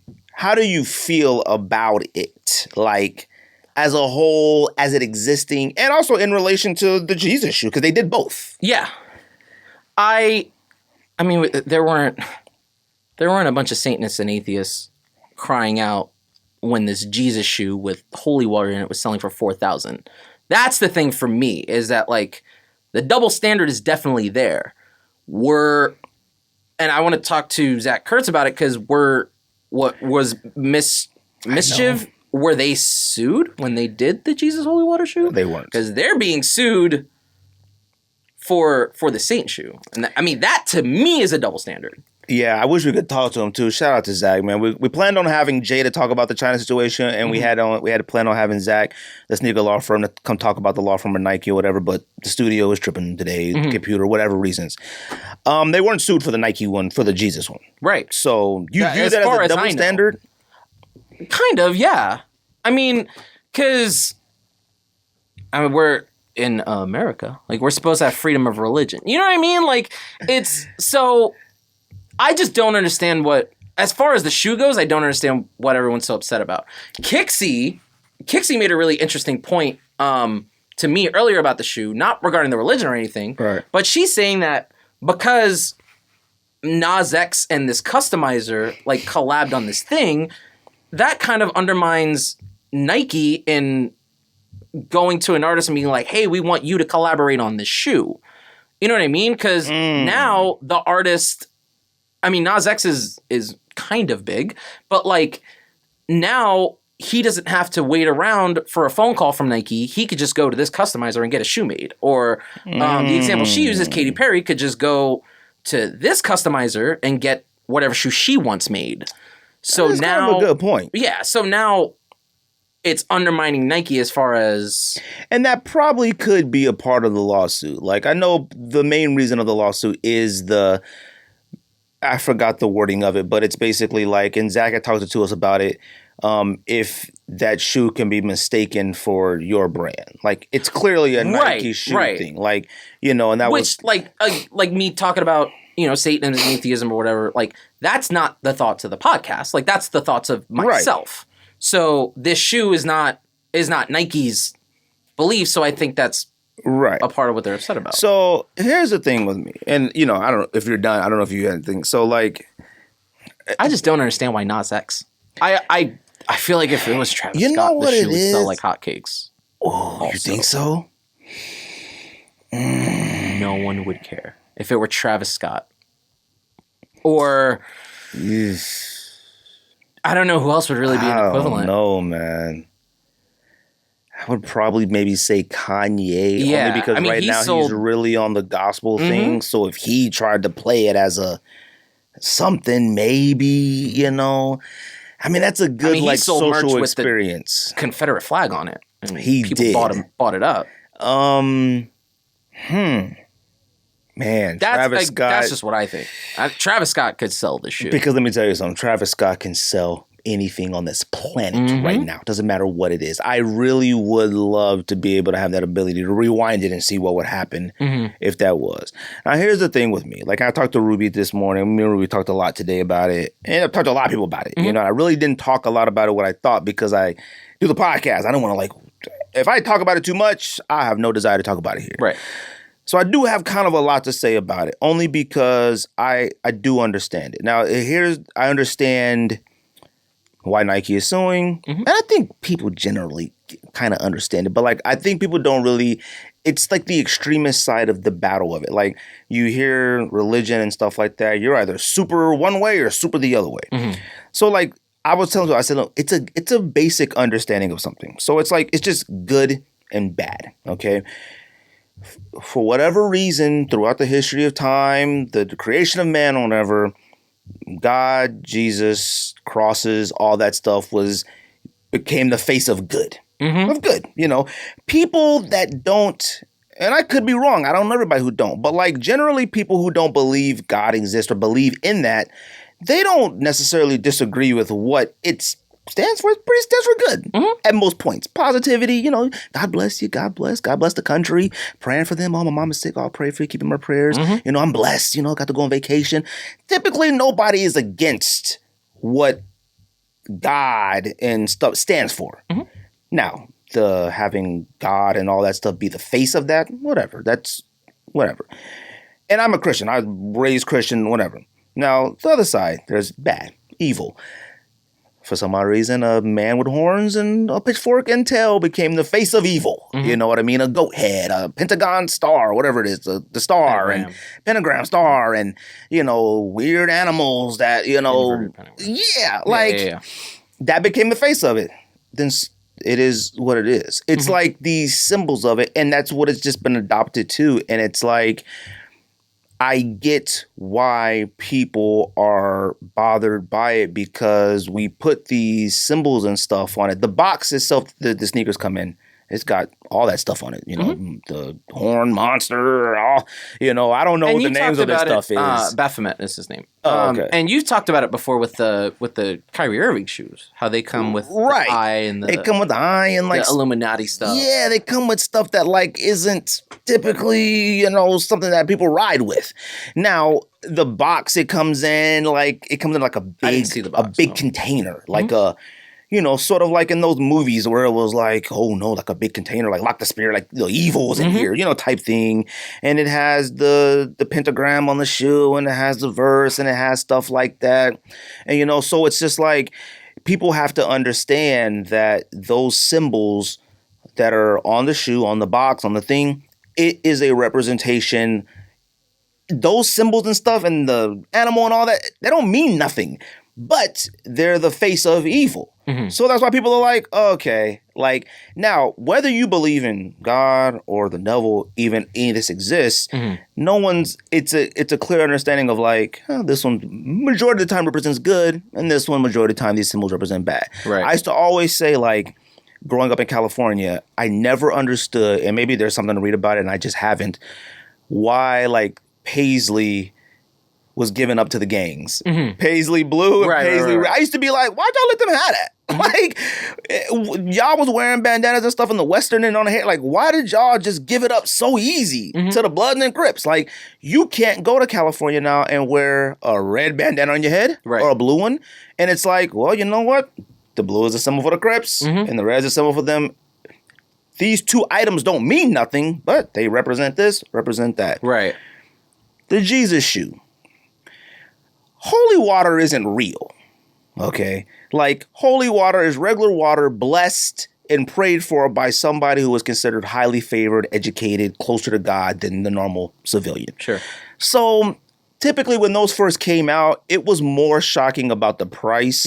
And then it was kind of like, okay, well, whatever, it's stupid, whatever. Now, back then, I'll admit, I thought it was Nike. I until this came out, I had no idea that wasn't a Nike thing. Right. I thought it was just a little side, hyper quick strike, Nike, turbo strike, whatever. I didn't think much of it. So, like, when it comes to stuff like that, I feel like even people who were, like, not against God, but just don't believe in it, it's like, whatever. Holy water, shoot, this is ridiculous, whatever. Right. because it still is a general understanding of like, well, it's representing good. Mm-hmm. I don't feel like people that don't believe it's real are against good. Now, this shoe comes out, it's covered in the stuff of evil that represents evil.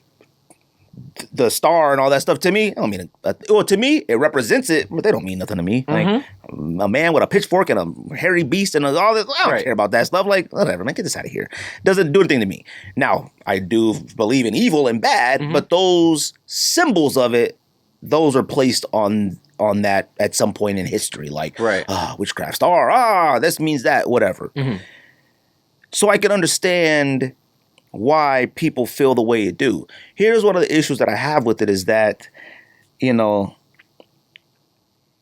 I saw the most tweets from senators, governors, politicians, policymakers, political analysts, every single news outlet. And I'm not talking about your TMZ, I'm talking about your CNN, your MSNBC. I walked into the living room of my home. It was on the news. I was like, God Lord, it had Nas X face, red eye, hair, contact, shoe. Yeah.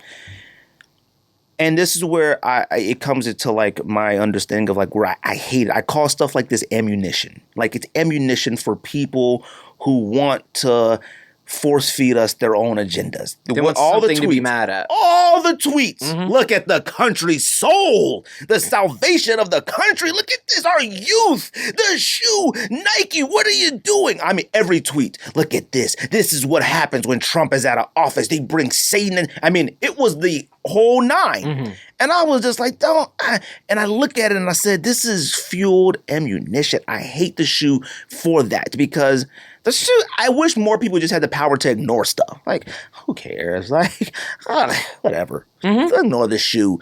People were like, the country is at its breaking point.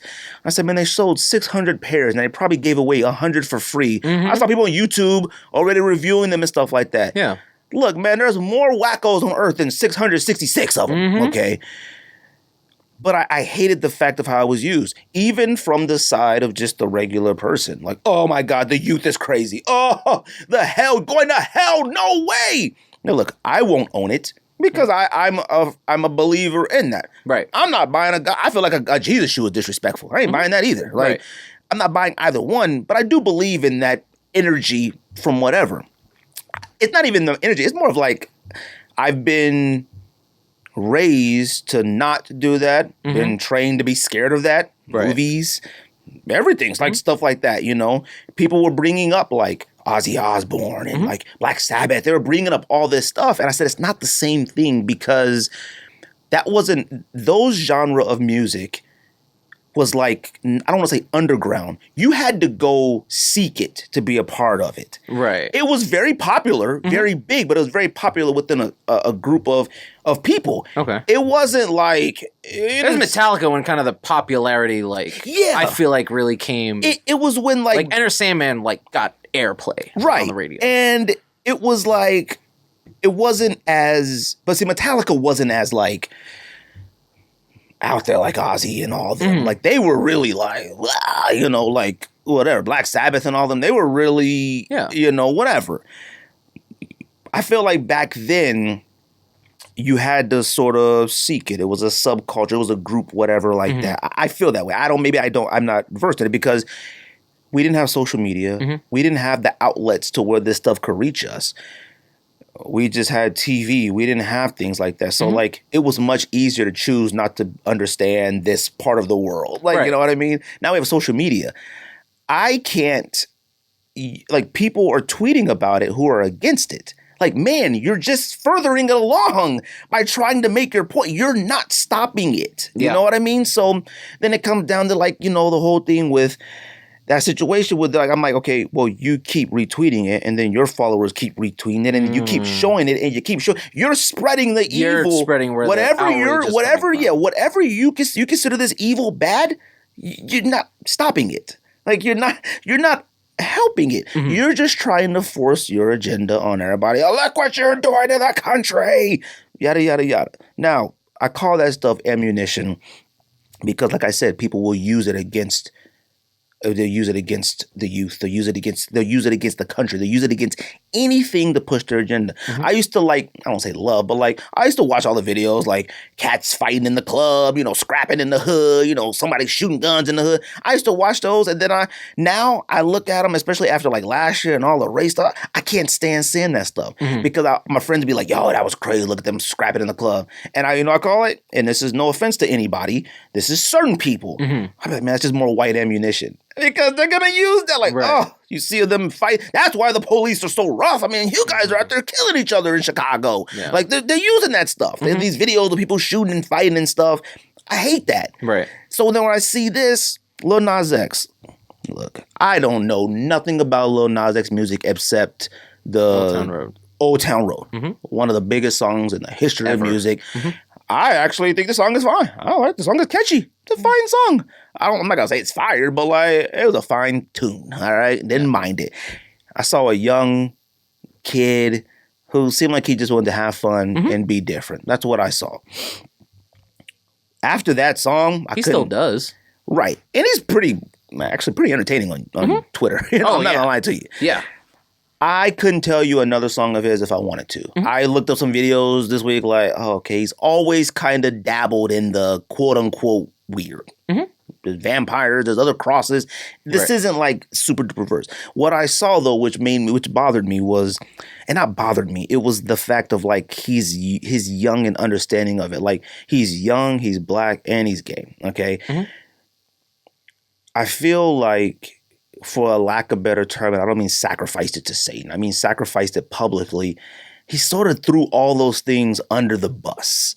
Because those three groups are the most ostracized in society. Homosexuality, minorities, and the youth. The youth are used in politics. Youth, minorities, and homosexuality and stuff is usually preached against when bad is happening in the world. Politics. We need the minority vote. We need the youth vote. We need that. They don't vote. They don't do this. They don't do this. Those are the three groups that are usually ostracized. And I feel like he sacrificed both of those publicly to make a point. If I was a part of the gay community, I would feel offended by it. Only because now we have another battle on our hands. They already view us a certain way.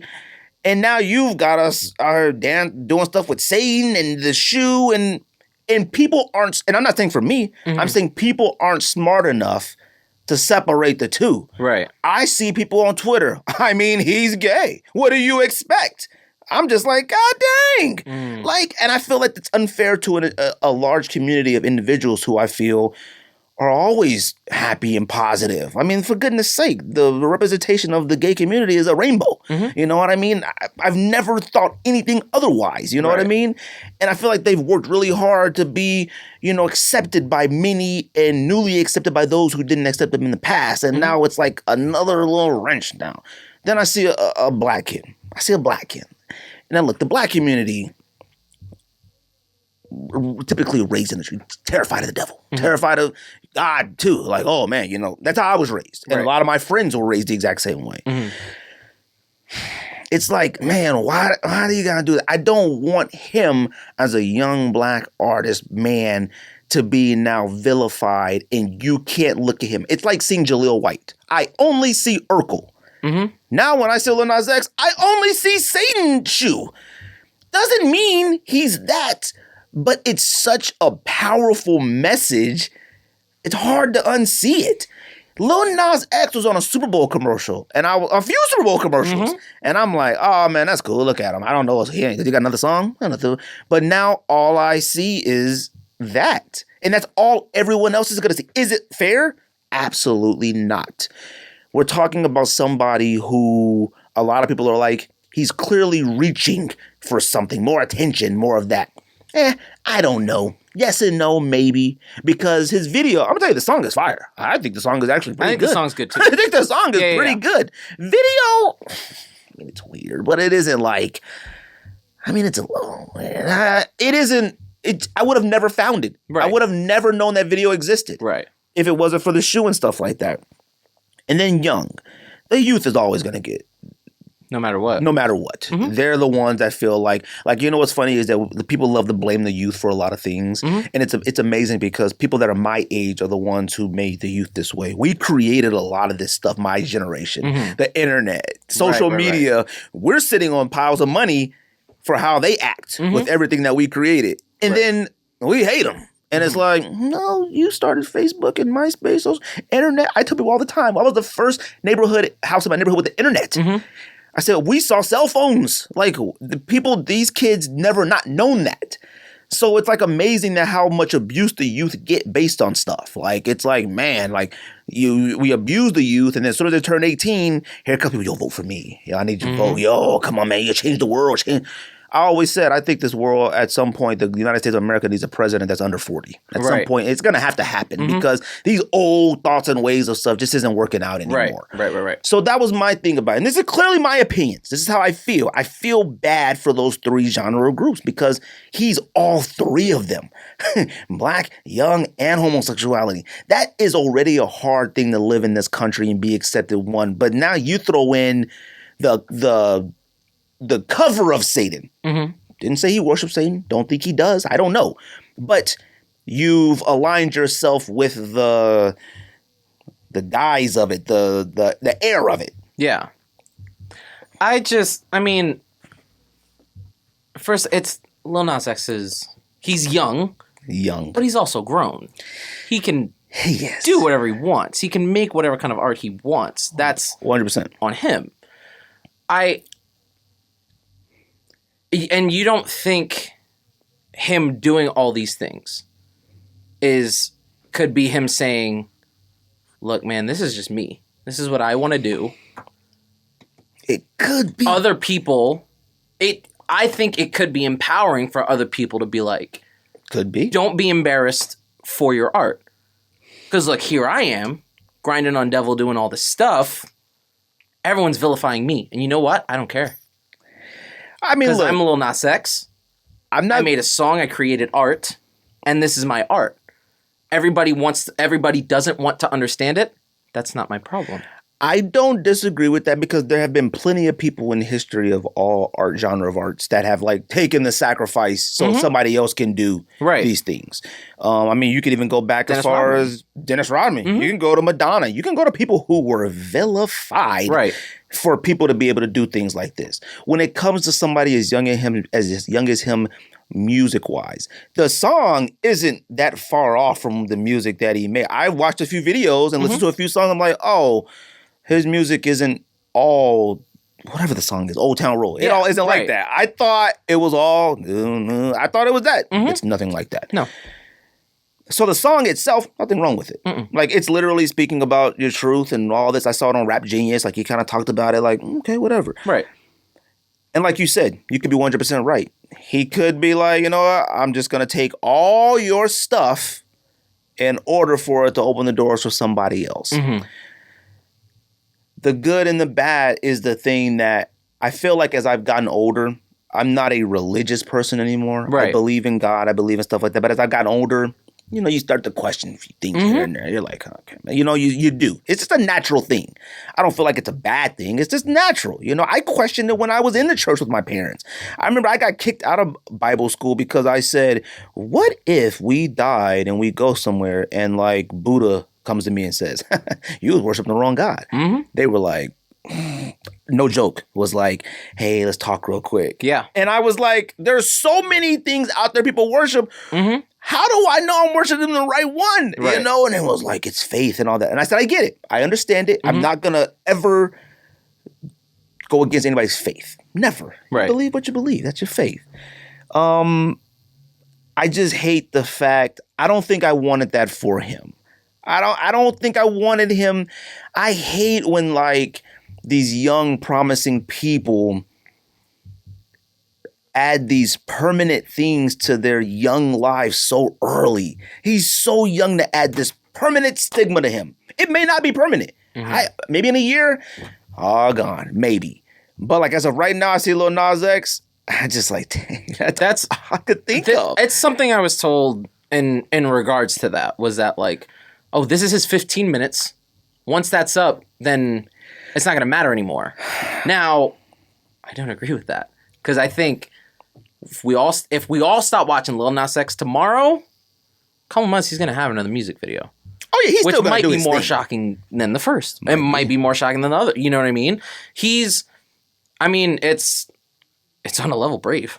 Like he didn't have to do any of this stuff, 100%. and could have just been. Because, I don't want to. Standard is not the right word, right? But he could have been black, gay, and young with approval from everybody. And said, look at this young black man doing blah, blah, blah, blah.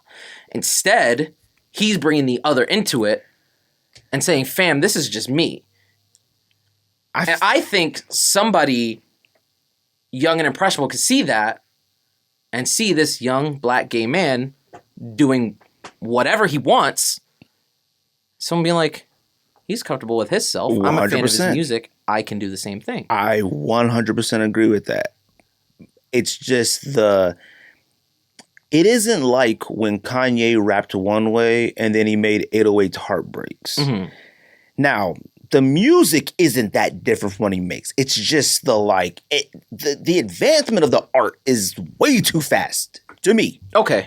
Like, maybe fifth album you bring in Satan, I guess, to me. Yeah. Like, we weren't prepared. You gotta ease the masses into Satan. That was my thing.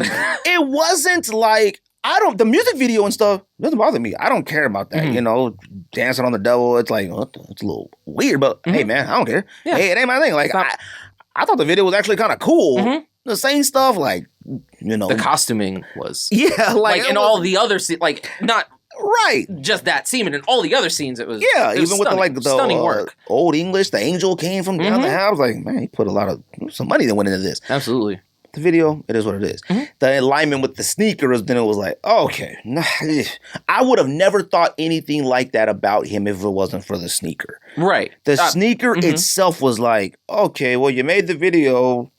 All right, well, we've seen a lot of bad stuff over the years when it comes to music videos and stuff, right. Art and stuff. So I wasn't like, whatever. Mm-hmm. He's young. And then when you throw the sneakers, like, oh, okay, you really about this world, maybe. I'm not convinced that he is. I look at a young person like just trying to prove a point to me. Yeah. He hasn't really said, like, I believe in Satanism. Mm-hmm. He hasn't said nothing like that. Right. So I'm not going to put that on him. But like I said, I hate that it could be a permanent thing on him. Mm-hmm. That's what I hate that. Like, I hate the fact that it could end up that way. We've seen a lot of people that it's happened to in the past, and you go back and you really have to think like, dang, man, if he never would have did that, we may not have had this person who's now the greatest musician of all time. Mm-hmm. You never know. I mean, you look at Kanye, let me tell you something. Kanye coming out with pink polos and Louis Vuitton backpacks, it was like, this guy's good. It's weird. Mm-hmm. That's what people were saying in the streets, like real hip-hop heads. Like, weirdo with the collar up, wearing two polos, pink polos, and Louis Vuitton bags and Gucci bags. Oh, who's this cat?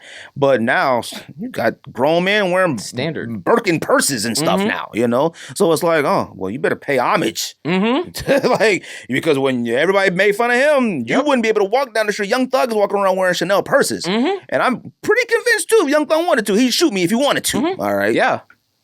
Now, Lil Nas X, hey man, he might have just that's more of a double standard. That's in another discussion, right? Because now Young Thug wearing a dress on the cover of Jeffrey, everyone was like, "Oh, right." It was wild. But then Harry Styles wearing a blouse in Vanity Fair is iconic somehow. Yeah, but he's also English though, and the English have always.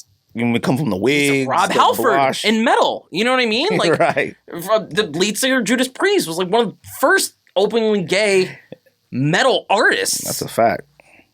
So Harry Styles needs to pay homage to Rob Halford. Or, Mick Jagger. Mick Jagger was out here androgynous. Like, people, like, a lot of the stuff that is, like, acceptable now, I mean, that was considered, a lot of that stuff started back then. Right. Super skinny pants and stuff, that's way back then. That wasn't black people. That wasn't hip-hop, Now all of a sudden it happened, that started in, like, rock, Right. And stuff like that. Tattoos and stuff. I remember, back when I was a kid, you saw somebody covered in tattoos, it was like... Now it's like, it's art. Almost normal. I'm like arguing with people like, come in to work tattooing their face, and I'm like, okay, man, come on, man. Well, it's just art. No, fam, you got a third eye tattooed under your other eye. What the heck, man? You know. Right. So, like I said, now with Nike suing, look, man, Nike is suing. I get it. I get it only because when you see the ads, you see the photo shoot for it with Lil Nas X and the sneaker. What do you see? You see a swoosh. You see one of the most recognizable logos on Earth. Okay, maybe the most recognizable logo on Earth. Right. I mean, the only two other most recognizable things on Earth to me would probably be a crucifix cross and maybe Apple. McDonald's. You know, there are things like that are more, you know, but like Nike is one of them. So I get why they would sue. It's an association with it. Now, the suing the Jesus one, people associate just good. You don't look at it like it's like, God, it's ridiculous, but it's under the guise of good. Satan is a completely different thing. It's and like for me, I mean, being not religious, like I went to church for a spell, when I was younger, and then we just kind of decided as a family, like, look, man, this isn't for us. We're just gonna live life, and we're gonna go to school, we're gonna go to work, we're gonna do our thing. I think that happened to us too. Right. I just, you know, it's other. I don't think there's good or evil. There's not black, white. Everything's gray. Everything's other. You know what I mean? So someone's over here worshiping Satan. I mean, that's you do your thing. Right. You're over here worshiping God. You do your thing. I'm gonna be cool with both people because it's just different. And see, growing up, I was always raised. I shouldn't even associate with somebody who doesn't. Like, not even. High school, like, associating with the goths. I'm associating with the metalheads. I'm associating with the punks. I'm associating with the jocks. Right. I'm associating with everybody. Right. Because I'm a curious person. Like, I want to know. Like, I listen to all this music because I want to know. You know what I mean? Like, I want to know what's out there that's not... I mean, I love hip-hop. I think it's outstanding, but there's other stuff out there, too. Well, see, that's why, like, when I wore my Nirvana sweater and Jordan, I listen to Nirvana. I've always liked Nirvana. I've always liked certain groups and stuff. One, because a lot of the music that, like... When you in certain groups, like, it's like, oh, you're black, you gotta listen to rap and hip hop. No, of course I do, but there are so many songs that you would hear, like, just, you know, you'd be somewhere and hear it. Right. And you'd be like, man, that's a good song, you like it. But it's rare for people to be like, let me go find that song. Now that we have this technology to do so, I'm listening to, like, some albums that, like, I would have never listened to in a million years. I'm like, yo, that's that. Yo, that's who sings that. God, that's crazy. Then I'm like, wait a minute. Did Ghostface sample...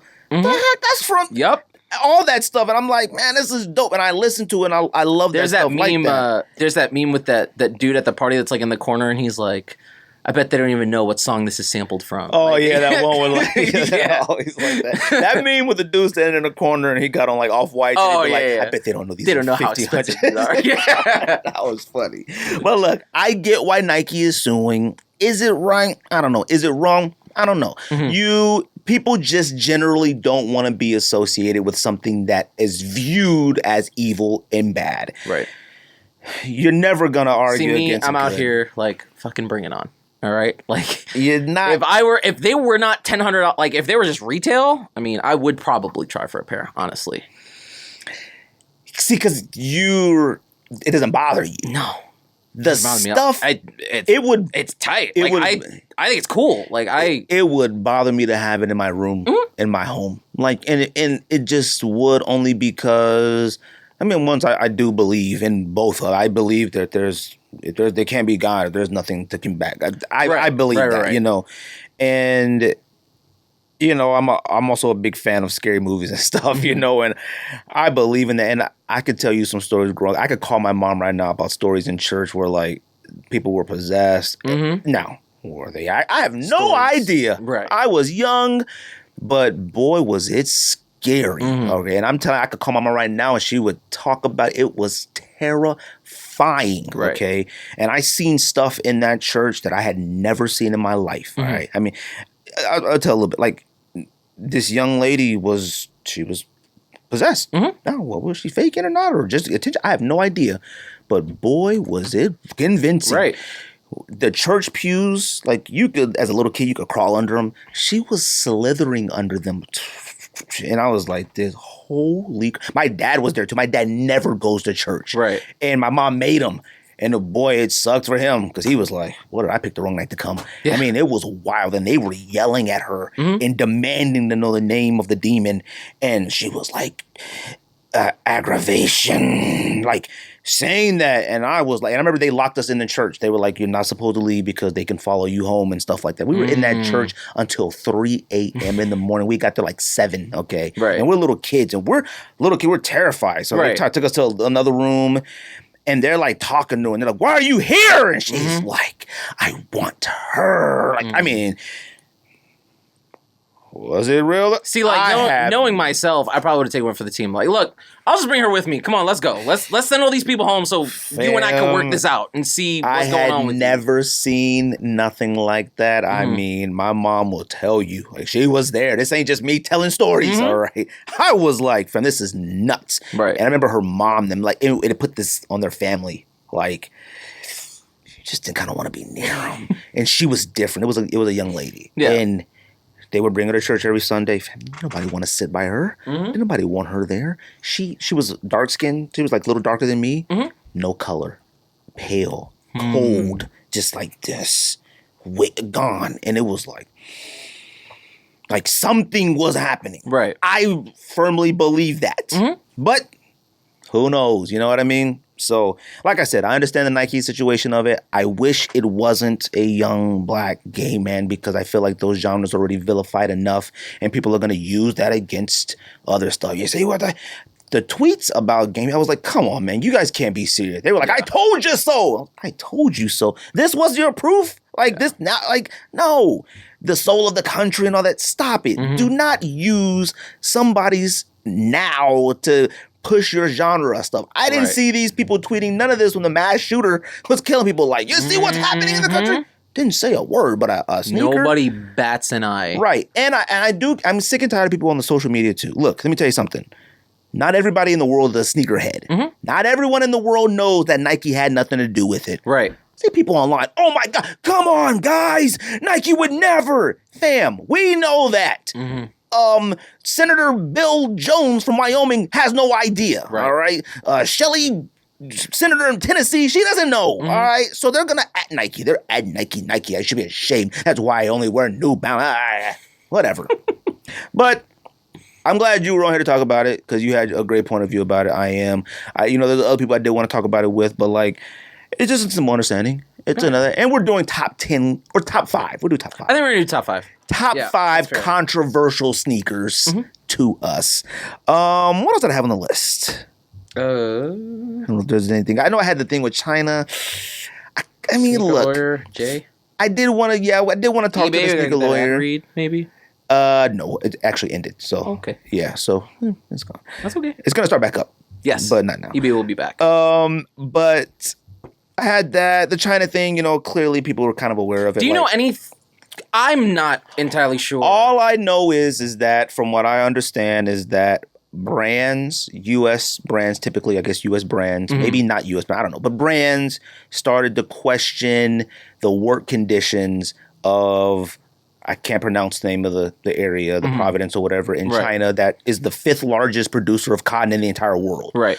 They started questioning the conditions of their workers, and China take major offense to it. Like, how dare you? Now, doesn't necessarily mean it's not true, or it might not be true. Right. You never know. But China doesn't mess around. We know China. China is not a mess around place. Right. So they put out a statement of boycott against H&M, I think Zara, Gap, Nike, Adidas, Burberry, had the list. A few places. And then they sent it out to their influencers. Like, their influencers were burning up the stuff, no longer buying the stuff. They were doing all this stuff. And I read that, like, influencers in China are, like, top, like, they're the people. They really do influence the masses there, that's their, like, celebrities type thing, you know what I mean? So, like, once they started posting on social media, that stuff. Now, Jay was going to come on here and give an explanation on it, but, we had issues with the studio. So, maybe I'll have him on next week and kind of give a better understanding of it. But it could affect stuff being shipped for Nike. It could affect, things like that. They're calling to cancel this stuff, which means Jay had kind of touched on it a bit. Like, if push comes to shove, Nike might not be made in China anymore. You know what I mean? Right. And if it's become made in America, we ain't gonna be able to afford it. Okay. So that's kind of the gist of it. But, you know, in my mind, I was kind of like, I have this thing. I understand our country. We're the land of the free, quote unquote. We're the land of the free. Okay. I do at times have an issue with going to other people's countries, trying to tell them what to do. Now, it's a human rights thing. And I feel... It's questioning that there are American embassies everywhere, but I don't know if there are other countries' embassies here. There is. There is? Yeah. Okay. There's Chinese embassies here and stuff like that. Okay. Yeah. Now, I do understand the human right aspect of it, and it's just trying to be a good general human being. You don't want people making your products who are... Xinjiang. Okay, that's how it's pronounced. You don't want people making our... Now, look, this has been a history of Nike sweatshops and stuff like that, you know, whatever. I would feel bad if I was... Well, I don't know. I don't make money like that. But if I was like, you know, found out that like... You know, I want to sneak this hats, and come to find out it's like some 10-year-old kids that are like being just starved and not paid making my sneak test. I'd feel a certain way. You know what I mean? Especially over like $400 or whatever I paid for it. Right. You know, Nike and all them are billions. They can look the other way. I have a hard time with people like now. Like now, you wondered, you questioned, like you don't go view these areas like. Yeah, it's like how. Yeah, it's kind of like, people are being mistreated in China. Like, okay, y'all are just now finding out about this? Yeah. Like, what's the reason that it matters now and it hasn't for the last 40, 50, 60 years? So I guess this all got brought up in like 2016, but like nothing really happened. But I'm thinking to myself, well, that was still 5 years ago. Right. Like... Nobody from Nike says, hey, we're going to go visit all the factories and where you guys make our stuff. And do we want a tour? We want to see how this is and all that before we renew our stuff and you continue to make our stuff. And it's like all of a sudden now it's like, I'm wondering, how do you... Jay would be best to discuss that on here. Like I said, I don't know. I do have an issue with like me personally... I'm a firm believer in human rights and stuff like that and whatever. But like, you know, I do feel like we as a country got to do better before we start doing business in areas that are questionable. Right. Like you should have did your due diligence type thing, whatever. But it's what it is. I mean, I don't know. Maybe that might be a little slanderous, but it's like, I'm sure they did their diligence and were like, yeah, maybe. Maybe. Labor's cheap here? Yeah. Labor's dirt cheap here? And see, that's what Jay kind of touched on because it's like... upsell our product that much more? That's the thing. And see, that's where I go with... People are upset about it now. We should be upset about it too. And that's what the society we live in right now. Right. Because as soon as someone makes noise about it, then, should I have to now? Which is a good transition in the Chinatown market. Right. So now... I don't know the full ins and outs of everything regarding this. But obviously with everything that's going on with a lot of like the violent crimes that are committed against Asians in the Asian community, which has been a big thing. Stop the Asian hate and shout out, you know, I mean, it's utter nonsense. Yeah, it's utter ridiculous nonsense. I saw a new video today. I was like, I can't even believe it. It's disgusting that people have the guts to walk up to a random person because they're Asian and punch them in the face and stomp on them. Nonsense. So Chinatown Market is a brand, you know, sold at Manor, sold all everywhere. You know, it's sold at everywhere. It's a brand that I kind of recently just kind of got into. I don't own a single piece of it, but I started kind of looking like, it ain't too bad. Like I can see it. Like I thought it was just kind of quirky. You know, everything had the happy faces and all that, so I didn't think much of it.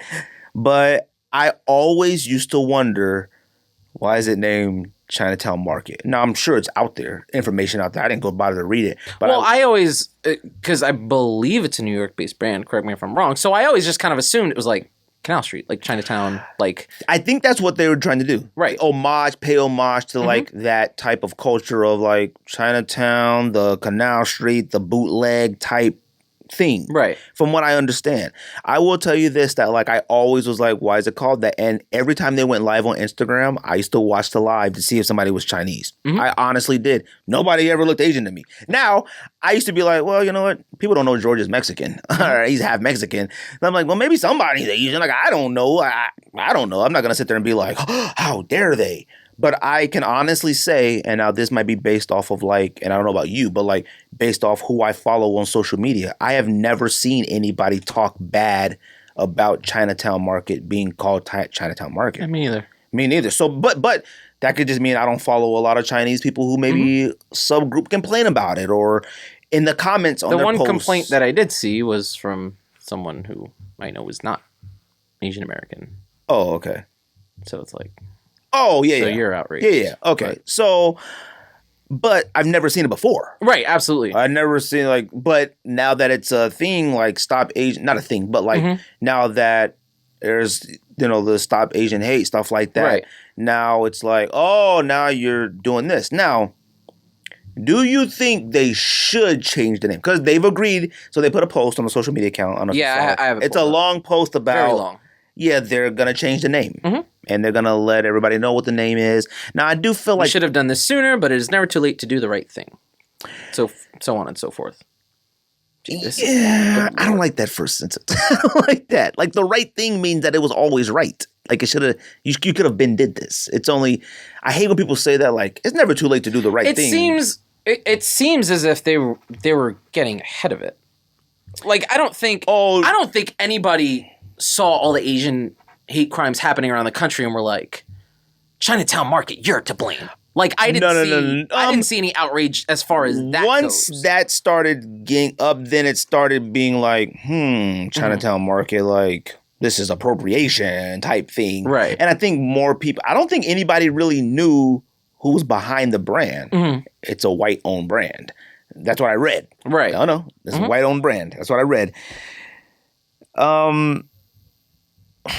It's like changing the name from the Redskins. People have always been offended by that. And then no one ever felt it. But then once the height of George Floyd and all the racial tension that happened, it was like, okay, it's got to go. Okay. Right. And it probably should have been gone. Honestly, I'm a big proponent. I'm a big fan of like, if it offends some, just change it. You got to change it. It doesn't matter. Like, I don't, like, it's a logo. Like, I don't think the legacy is that strong with it to really be upset that it's no longer there. Like, I don't either, but it's such a hard, like, so do you think they should have changed it? Which may be a loaded question because I don't want to put you on a spot because I feel like Chinatown Market is such a brand that's established itself. If it changed its name, it'd be fine. Yeah, no, I don't absolutely. feel like it'd be like, oh, I don't like this brand anymore. I don't think they necessarily needed to.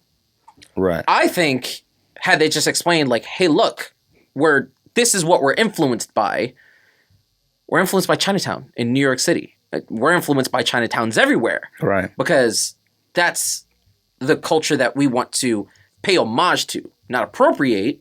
We're paying homage. We give back to the Asian American community. We do this, we do that. Right. They could have done that. Yeah, now I don't know if they actually give back or nothing, but like they could, you know what I mean? They could have done that. And I think like they probably would have been okay if they took a bigger stance against what's been going on. Right. I don't think they really did. I didn't see it. I don't know. Well, they did have a post, and that's what I think they did eventually after they started taking some views from like, people. Oh, look at the name of your company, but you're gonna it's such a hard thing violence. Because it's not called like I don't think they needed to. I think the fact that they did is good. It's good. I'm not against that. It's a good thing. But the clothes and stuff never scream Chinese or China. The name, okay. But which I think is also probably why it's easier to just be like, hey, we'll just change the name. Right. Like nothing there. It's not like Washington where it's a full culture change and they have to change logos and they have to change the field and they have to do all these things. They're literally just like, hey, we're changing our name. Right. We'll let you know what it is. Our product is more or less the same. Yeah. I mean, it's a lot of work behind it. You know, they got lawyers and now trademarks and all this stuff got to get changed and stuff like that. And they're not going to pull. I mean, that's why I didn't understand people so upset with Washington. Like, you can't just come up with a new name. Right. Like, Now, I do feel like, because they said this week that they might leave it permanently as the football team. I think that's ridiculous. I think there are names you can figure out, like a vote. Like, you come up with like 5 names, let the state, the country vote, something on it. There's something out there you can call your football team. Calling your football team the football team is insane to me. The football team, Ricco? I think... Fam, they're called the football team. I mean, I don't think football team. That's the name of the team, the Washington football team. If they did like a Prince and just named it Washington, I'd be kind of tight, you know? They can't. Just one name team, Washington. No. That's a college now. I can't. College. I can't. Like whenever, or like, DC. Name them DC Sunday, something. No, that's something. You know, when I would like look through this, like on Sunday, you know, you're trying to find a game you're gonna watch. WFT. No, it said football team. I paused it. I requested. Look at this. It's a football team versus Seahawks. I'm like, it says football team versus Seahawks. This is ridiculous. All right. Now, Chinatown Market. Had they won the Super Bowl, they should just leave it the football team. Well, if you win the Super Bowl, then you have to, because they suck. They've always been awful. They win the Super Bowl under Super Bowl team. What? The Redskins? The Redskins are awful. They are a disgrace of an organization. that's Dan Snyder's fault. You're right. Dan Snyder might be, I mean, regardless of what George says, Dan Snyder is probably the worst owner in all of sports. He's in the top 10. James Dolan. James Dolan is definitely number 1. Oh, he sucks. Why don't you be a Nets fan? No. You a Jets? No. You a Jets, no. Mets, Nets. No. It would rhyme. No. I was driving over here. I was like, why ain't Ricco a Nets That's fan? what, okay, in regards to that, that's why I was so upset that, you know, Hat Club crossover collection, like they had to use Islanders colors for that was fire, though.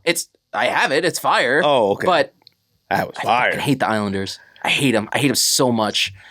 Like, I mean, because you're a Ranger just make fan. Them both. Yeah, I'm a Ranger fan. I know, but do you hate the Islanders because you're a Ranger fan, or you just hate the Islanders? Yeah. Oh, okay. There's only one hockey team I've never liked, and that's the Senators. Artemi Panarin took less money to play with the Rangers, and not the Islanders. That's a fun fact. Wait, what? He was third in MVP last year.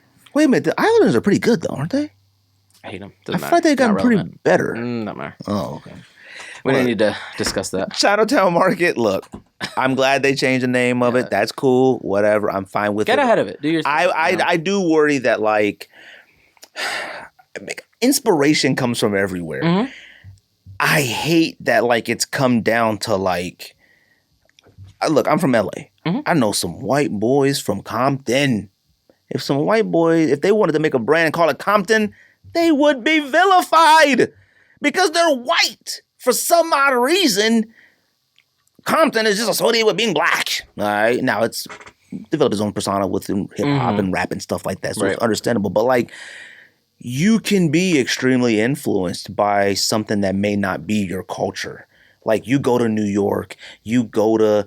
that was going to be my question. So, like, I mean... I don't know. Do we feel this way about Ronnie? I mean... We know that he grew up in New York. We know that he was influenced by hip-hop. We know that he was influenced by HBO, I guess. But... I don't understand that HBO boxing. I got the thing like, loyal customer or whatever. Sopranos shirts are going to fly. Oh, I didn't get one. Sopranos shirts are going to fly. I feel like HBO Sports... Fly. Oh, fly. Curb Your Enthusiasm shirts are going to fly. George is going to purchase all of them. I never had a problem with Ronnie Fine. I don't. I never have. Because I don't know much about him and I don't just care. Like you said, white kid from Compton influenced by all this stuff. Right. I don't really see the issue since Ronnie's kind of in that vein. I don't see the issue with it. Like, now, the argument of, like, people should do more... I guess, man. We're all doing the best we can. My only issue I did have was how those collections were treated versus other ones. That was it. I didn't understand it. I thought it was muted down. I was like, Martin Luther King on the cover of the New Yorker on a T. Oh, what the? Like, he's born in Tennessee or born in Atlanta, killed in Tennessee. Why you gotta put the New Yorker cover on? What? You could have done anything. New York-based brand. You could have done anything for Martin Luther King. Like, come on. They did all over Print March on Washington. Martin Luther King's power is not his face. It is his words. I have a dream is the most iconic quote maybe in history. Okay. Man, that on a sweater embroidered nicely. Wow. Yep. The cover of the New Yorker? What are you talking about? Ugh. My thing with the Black History Month, I talked about it with you already. Yeah, the artists. These are artists. Imagine saying, artist, here's a t-shirt, but only do the art here. I'm sorry, I'm an artist.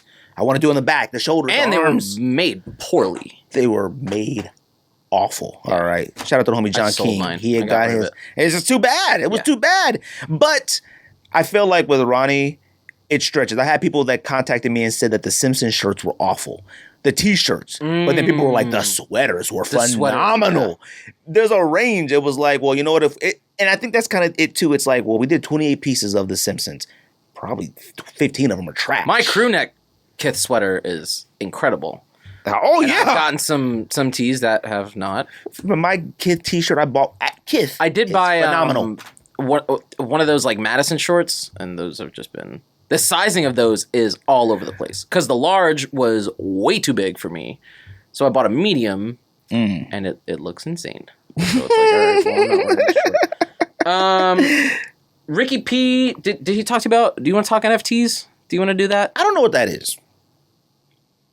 So Nikki Diamonds is doing a... Wait a minute. A Nike SB NFT, which... Oh, wait a minute. It's something I understand, but it's like difficult to explain. Wait. So I don't know what it is. Is this the Top Shot stuff? I don't know. Yes. Okay. So what's he doing? An electronic shoe to sell? Yes. I don't know nothing about this. So no one has been able to explain it. Yeah. So I have texted in the thread with you, me, and George a million times. What is it? None of you will tell me. Don't do that. It's okay. So as far as my understanding goes, I draw a picture, right? I draw a picture of an apple. This is my picture of an apple. Here it is, right? Now I'm going to sell you this picture of this apple because I am a famous artist. So it's $5 for this picture of this apple. You go, okay, and you give me the $5 and I give you the apple. Okay. Now, wait. You own this apple that I drew. Okay.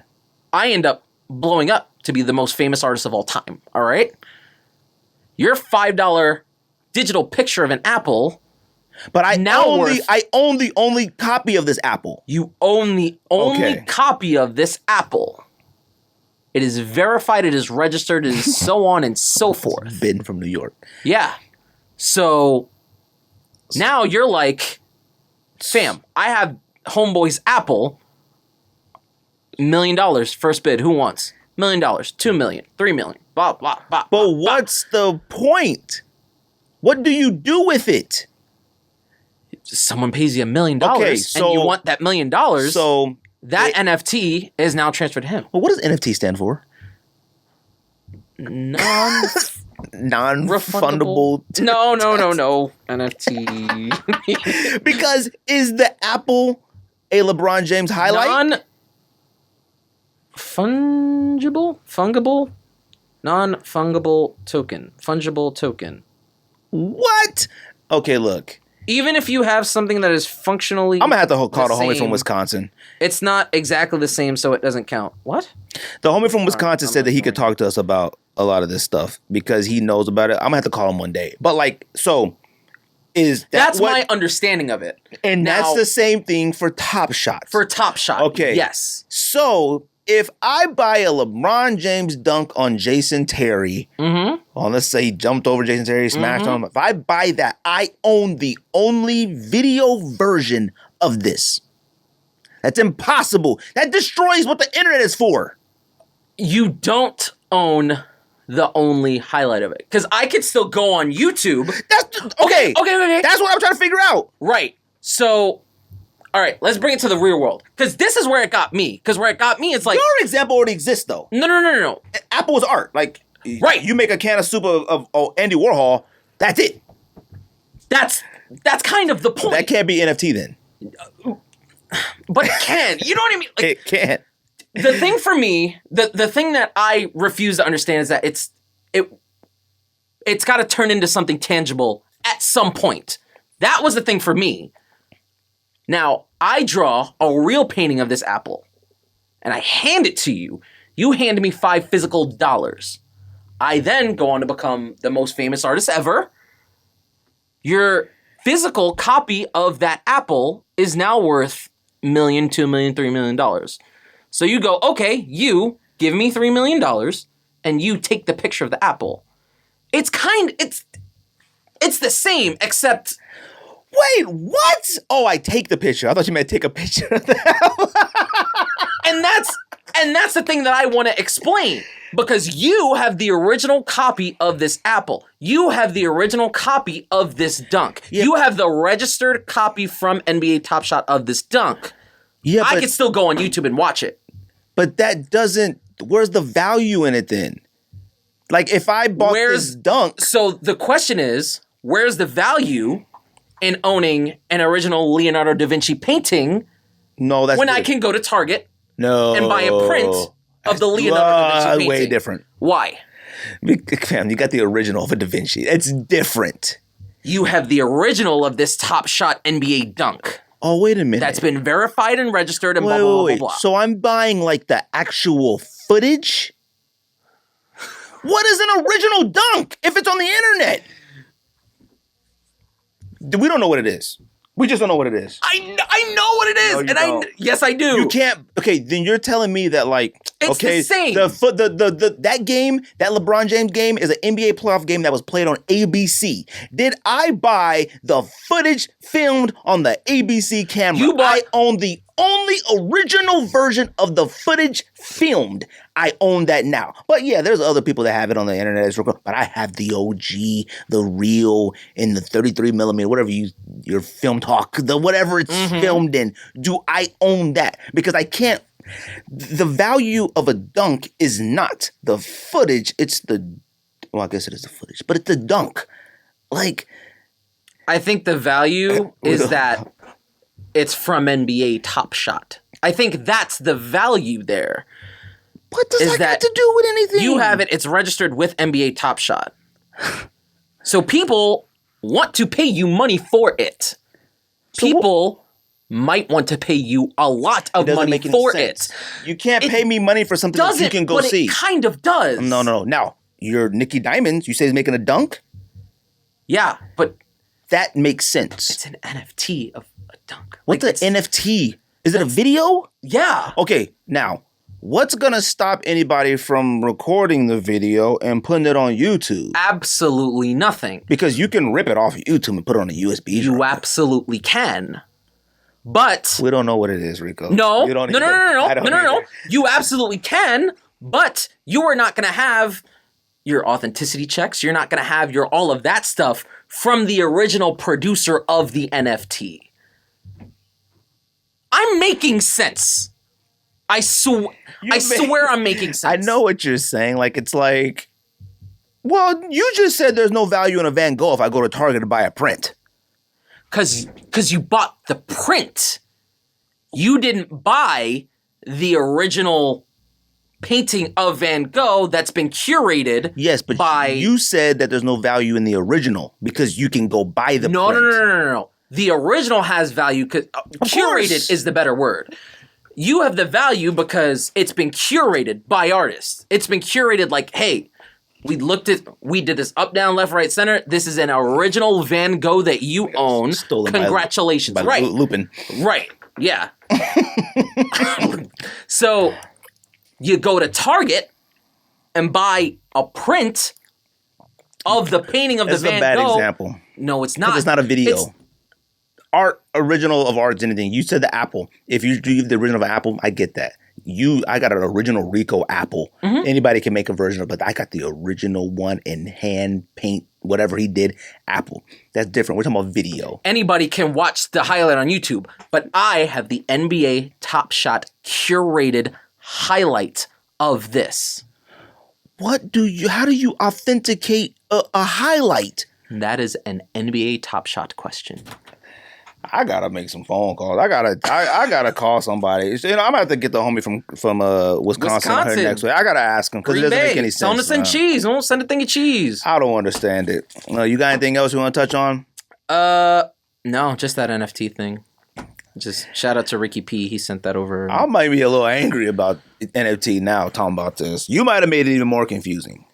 You described what already exists, owning an original art piece. That already exists.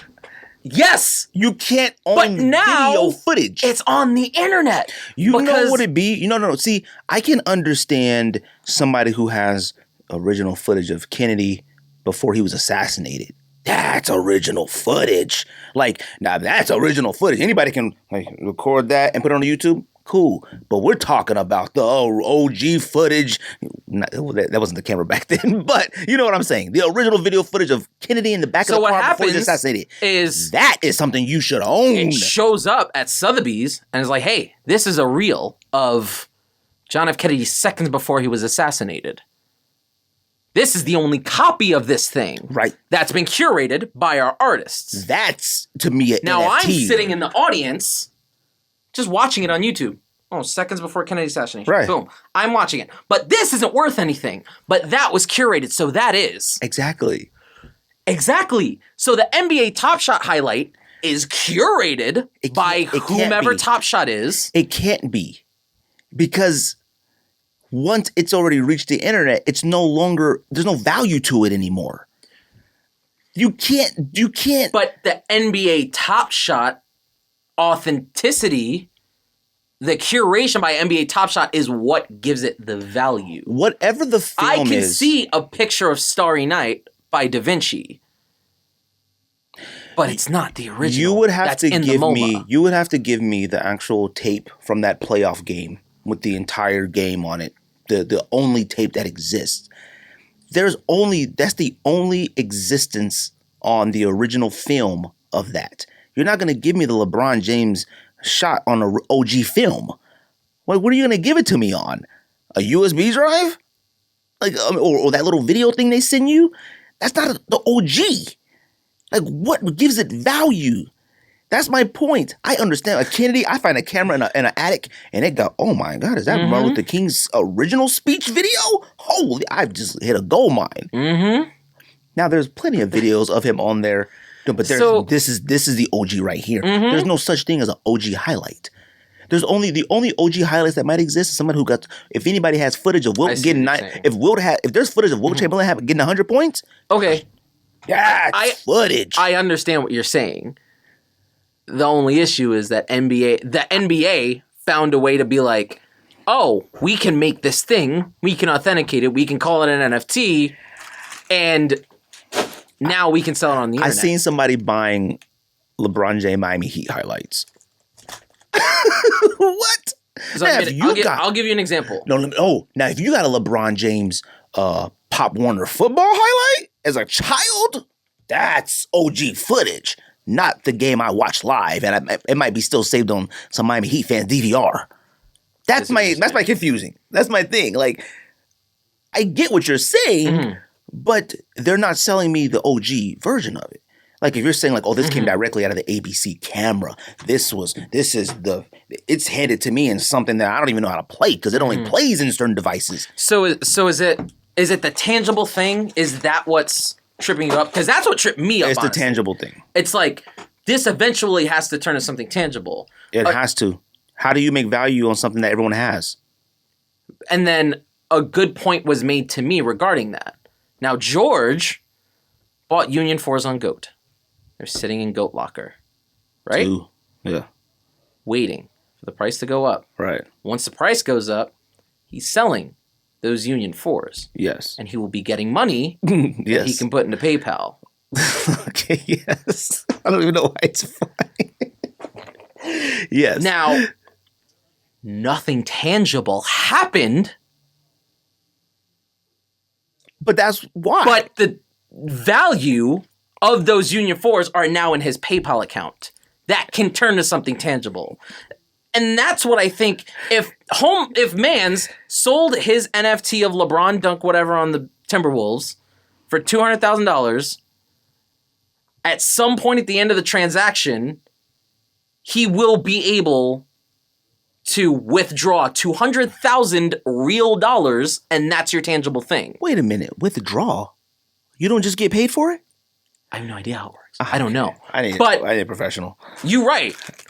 But you see, that's the thing.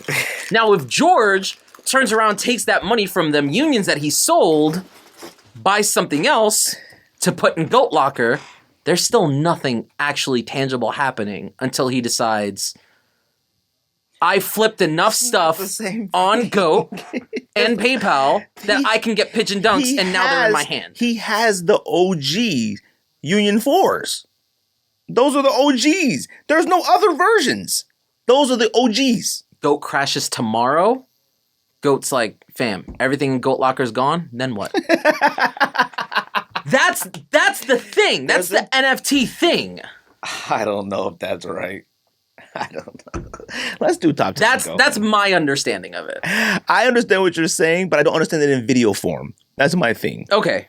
Like, if you told me that, like I said, if you told me I got the original ABC NBA on Sunday footage, NBA playoff, the whatever their machines recording, whatever TV camera records in, if I got that, they took it out of the camera, and I got the original feed that has the numbers, when you record a movie and it has the numbers on it, the date and the whatever the time, the reel and all that. Okay. Nobody has that. Yep. I get that. But everybody has the dunk. I get that. Like, at some point, maybe it will be scrubbed off the internet. You know what? Oh, you know what? Maybe this is a good example of it.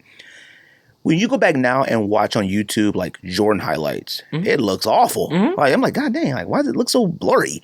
Now, whoever owns that original footage of that could maybe re-upload it to something and down the road. And restore it. Maybe. So maybe that I get. I don't understand it. See, but now, I mean, that you open a whole other can of worms, because you have the original footage. Now you restore it. You go to like a video place and they restore it.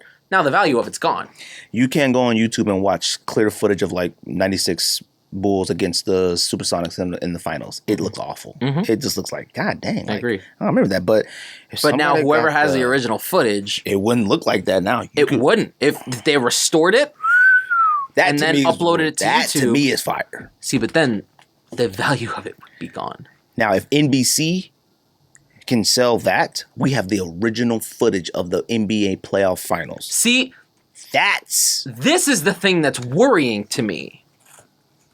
Because, I mean, streaming services like Peacock, if Peacock shows The Office in its entirety, is that technically an NFT that we're all paying for because we're paying our $5-10 to Peacock? Because if or to Netflix to watch Ozark or whatever? If NBC said we're gonna now on our Peacock channel have all those NBA games that we grew up on, Knicks, Pacers, all that stuff, and they ripped all the highlights off of YouTube and off the computers and stuff, that to me would be like NFT, right?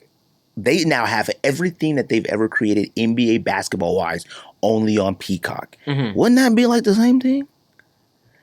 Because then couldn't they technically... That's the can of worms that I'm concerned with regarding NFTs. I have no idea. Because now, if I can't go on YouTube and watch the Jets beat the Dolphins on Monday Night Football over and over again because now the NFL owns it because it's an NFT, like, I'd be heated. When my kid gets older, I say, yo, look at this LeBron highlight. Is it not on the internet anymore? That's my thing. I was like, that's the point of the internet. I can always forever go back and see it, but now somebody owns LeBron dunking on Jason Terry. You're like, what the heck?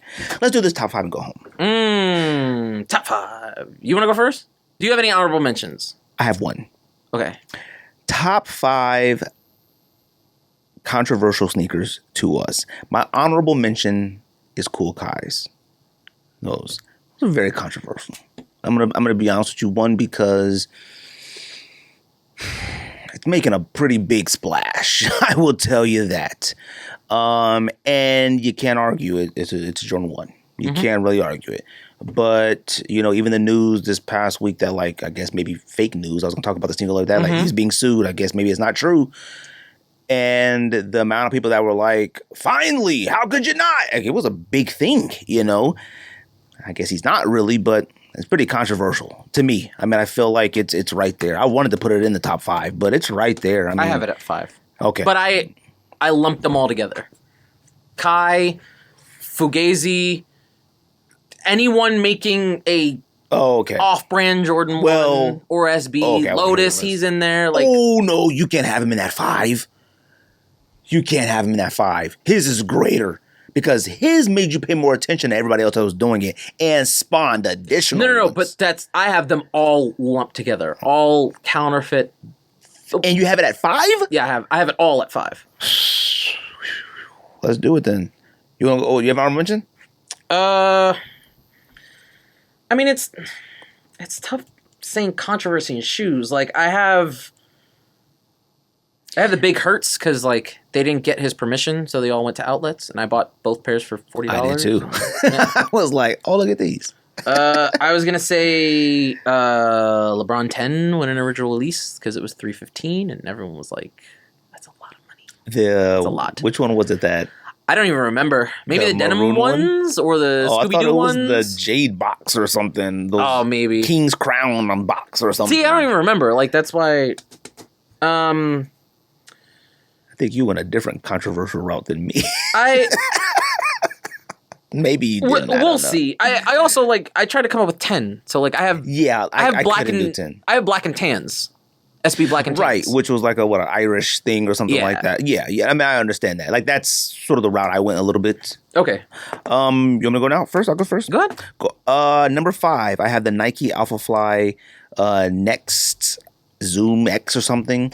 The controversy was that, like, the shoe made the runners that were wearing it fast in whatever marathon it was, and the argument was like other marathons banning it because it was like they showed that it made you actually run faster. And it was a big thing in the runners world. Right. One, because, like, sponsored runners. Was it that black and green one? That it's the one that has, like, the big. Yeah.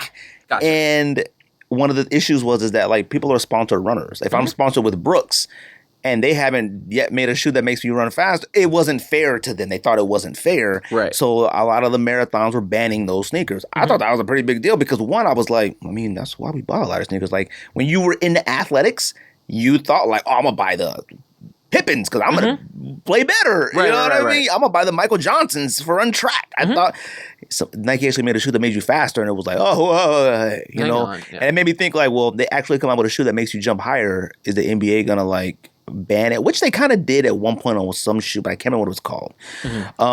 So that was number 4. Number 4, and that was number 5. Number 4, I have Bape across the board. Bape was pretty controversial.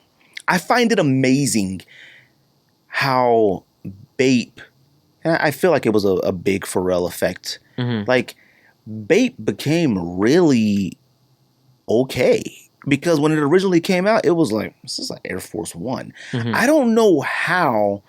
I think it came out in such the perfect time because social media really wasn't like this to abuse everything as much as it does now. That, like, all they had to do was stay in business and just keep going. And eventually, once their prices got to a point to where it was like, yo, a t-shirt for $150, maybe this is awesome, you know? And then Air Force Ones, I remember I bought my first pair of Bapes in New York. I couldn't even find the Bape store because, like, those freaking doors, like, the entire door covers a building in New York. Right. And I'm walking up, and I had to ask the mailman. He's walking, and I was out there, bought my first pair of Bapes, Billionaire Boys Club, a lot of stuff from the Bape store, and I was like, man, this is crazy. And I bought Air Force Ones. They're Bapes, you know? Number 3, I got Warren Lotus. Warren Lotus number 3 because, I mean, the controversy behind it was, like, he was creating colorways of stuff that we coveted, like Heineken's, you know, the Jason whatever, the Pigeons, like, those are colorways that are considered some of the greatest colorways of all time. And it was like, well, I might not be able to ever get that. I might have to do this. It spawned a lot of additional people like, I'm going to make my own shoe.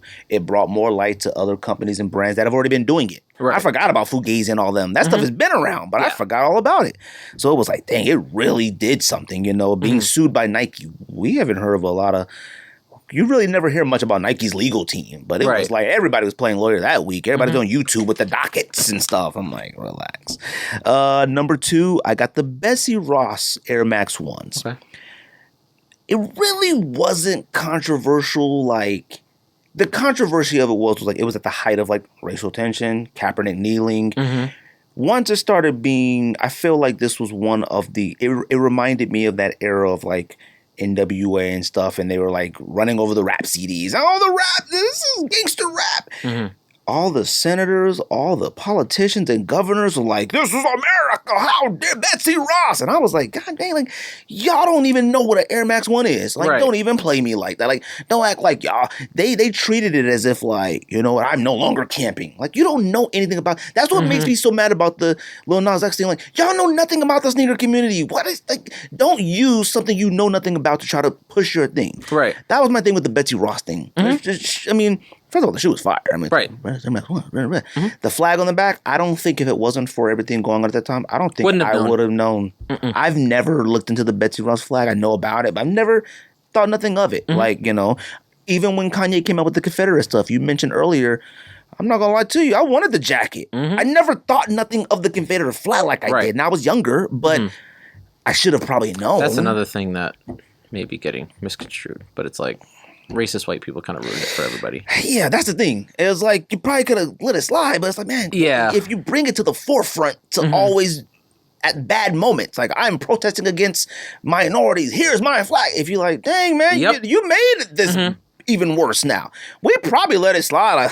Like, I hate looking at it. Which is, if I remember correctly, it wasn't that they were pro-slavery. They were just anti-government. Like, they didn't want to be told what they could or couldn't do, which people are horrible, so that would have resulted in slavery anyway. And what they were fighting for was like the right to have slaves and stuff like that. Right. But that flag has been around forever. And which is like the Confederacy lasted 4 years. Nirvana lasted longer than the Confederacy. I watched David Banner videos, and he had the Confederate flag on him, rapping. I'm like, God dang, you know, like, Lil Jon. Big Crit. Crit, all you know what I mean? So it's one of those things where like you use that as your symbol, it's bad. Lil Nas X, the all the animal, the whatever, pentagram, all that stuff. Inverted pentagram, yeah. That star doesn't mean nothing. Yeah. But it's been used for that, and now people are like, ah! Right. And number one, I got the Lil Nas X shoe. I do only because, I mean, it might be due to era. I mean, this is 2021. It touched every single outlet. Now, I do find it amazing that I looked on Twitter today just to check to see if it was still trending. I looked at the trending top 30. Wasn't even top 30 trending. Just like that, I'm like, maybe it's old. News cycles are fast. I was like, maybe it's old now, but like everything happened so quick. Maybe something crazier just happened to happen. You know, whatever. I do find that like Suez Canal guy. Yeah. So like I said, like I view it as like the number one to me. One, because it's touching a genre. It made you look at good and evil. I mean, like, what the heck? And then plus so many variables into this. Right. Young, black, gay, the music video, the Satan shoe, Nike, people using it to push their agenda. It was so much that went involved in that in like 48 hours. Right. And hopefully for me, I like the kid. He's a kid. Yeah. He's not a kid, but he's a kid. Right. Hopefully it's gone. I just hope it's done with that. I don't want him to be blackballed. A lot of these people at the top of this stuff, they have their beliefs and stuff. Jewish, they're Catholic, they're Christian. They have this belief. They might say, Lil Nas X, nah, I don't want him wearing my brand. Right. I don't know about that. Or some brands might be like, finally, what you here? You know what I mean? Yeah. Could be. So, who knows? That's my top 5. Yeah. Okay. My top 5. Like I said, number 5, just all of the other type of Jordan 1 SB Dunks all companies. Just there's so all of them. Many. It's obscene. It is how way much there too are. many. I'm not gonna lie to you. I was like, some of them are fire. What can I do on a? I thought about it. Yo, you make us think this one. I thought about it just to be funny. Fam. And I was like, no, I'm not doing that. Might be the best merch of all time. You're to do that. I think other people, I passed the information along to so many people about where to make it. Because they're like, hey, fam, I just want to make them for myself. All right, well, whatever. Just take the information. I don't care. Number 4, I had the Air Bacon. The original Air Bacon. Oh, with the air on the back. Had the air on the back that the strange writing, and it was like against like Muslim stuff, right? Yeah, which is what people sort of equated that font to. It was like not really the case. Was it Allah? Like, I don't know what the original word said. It said air. Yeah, but the original one said I think Air. people misconstrued it as But it Allah looks similar to like Allah, I think, Right. Whatever it was. Mhm. And I'm gonna look. I had Air Bacon's the original ones that had that on the back. Right. That was one of the best parts about it. Mm-hmm. You know, that was quote unquote fire. I mean, it looked like fire. I feel I don't know if like Bacon's aged well, but that's another conversation. I don't know if we should have liked them back then. Do you think about Don't Bacon's? do that. You think about Bacon's. Like, I respect them because we all had them, but those joints are weird. I mean, Bacon yeah, shoe, man. That shoe was long and high. it looks difficult to put on. It does. Now, definitely. But I didn't really, it was controversial, but like nobody would have ever known if somebody from that group of belief hadn't said something. I think Nike was like, ooh, fire. Like, Yeah, that's what. and you could really argue if it looked like it or not. It was Right. close, but Nike did the right thing. Just take it off. Yep, just put regular Nike here. Right. Number 3, Betsy Ross Flag Air Max 1s. It was one of the first episodes I was on when we all discussed that. Right. Number 2, I don't know how this didn't get on your list. I thought about it. I know what you're going to say. What am I gonna say? The Jeremy Scott. Oh, what did Jeremy Scott do? Oh, the Jeremy Scott where he had the ankle chain. And they made him cancel it because it looked like slavery. I didn't forget That should have been on the list. I forgot about that. That was a lot. I wanted to put it on the list, but like when I saw the shoe, I just didn't. Now maybe because I was younger when that dropped. I would think I was in college when like that was supposed to come out and they canceled it. I didn't think that when I looked at it. Right. Because Jeremy Scott just did stupid stuff. I just thought it was nonsense. stupid. Yeah. But older black people looked at it and like, what the heck is this? So then that's where it trickles down. You know what I mean? Younger black people didn't look at that like, I didn't. Yeah. I didn't. I didn't just consider thought, okay, this is Here he goes stupid. again. Yeah, He's at it he again. made wings, bare heads. He's done all kind of stuff. I just thought like wings. I had Those are fire. I had the which wings you have? I had the ones with the wings on the back. I did too. I had the ASAP Rocky selling ones them. with the black. I stole mine too. I should have kept them, but that's when pants started getting slimmer. I sold them for more than I paid for them. Yeah, I did and too. wore them like 4 times. Yeah, I didn't wear mine at all because okay. I tried to. It was a size 10, and a size 10 in like that old school retro Adidas is way too big. And I love the black. It was a canvas with the black stars. Oh, those are fire. You definitely should have kept those. I should have kept If those. not, you should have sold them to me. You know how long ago that was? My number 2, the Jordan 1. Oh, for the band in the aspect of NBA, it? yeah. It's Nike funny. paying the fines, blah, blah, blah. If you watch, I think the first footage of him wearing it in the game, maybe not the first footage, the announcer's like, Jordan's out there in those ugly sneakers. I saw that the other day and I was like, oh, that's so cool. I thought that was so cool. See any NFT of that? Now see, OG footage of stuff like that is what I'm like, I get. Not what we Regular watched. dunks, yeah. What we watched, like, I saw that. Like, I don't... Number 1, surprised to not see it make the list, the Nike Decade. That is the Heaven's Gate sneaker that all those dudes committed suicide, the Heaven's Gate, and they were all wearing the shoes and they were covered in the purple tarps. Really? Yeah. I have to look that up. I didn't even see that. Skate has a pair because he has everything. But Nike Decades are fire, but I mean, they're always going to be related to that cult mass suicide thing. So it's like, and this Heaven's Gate was Heaven's Gate with Haley's Comet, or is Heaven's Gate before we were alive? huh? What are you talking about? I'm trying to think of Heaven's Gate. Heaven's Gate was what year? Oh, 74. Mm-hmm. Okay, that was 74. Heaven's Gate Nike. Oh, that's the first thing in Google. Mm-hmm. God damn, them joints is fire. They're so fire. I don't think I've ever seen these They're before. incredible. And Skate took a picture like this on Halloween one year.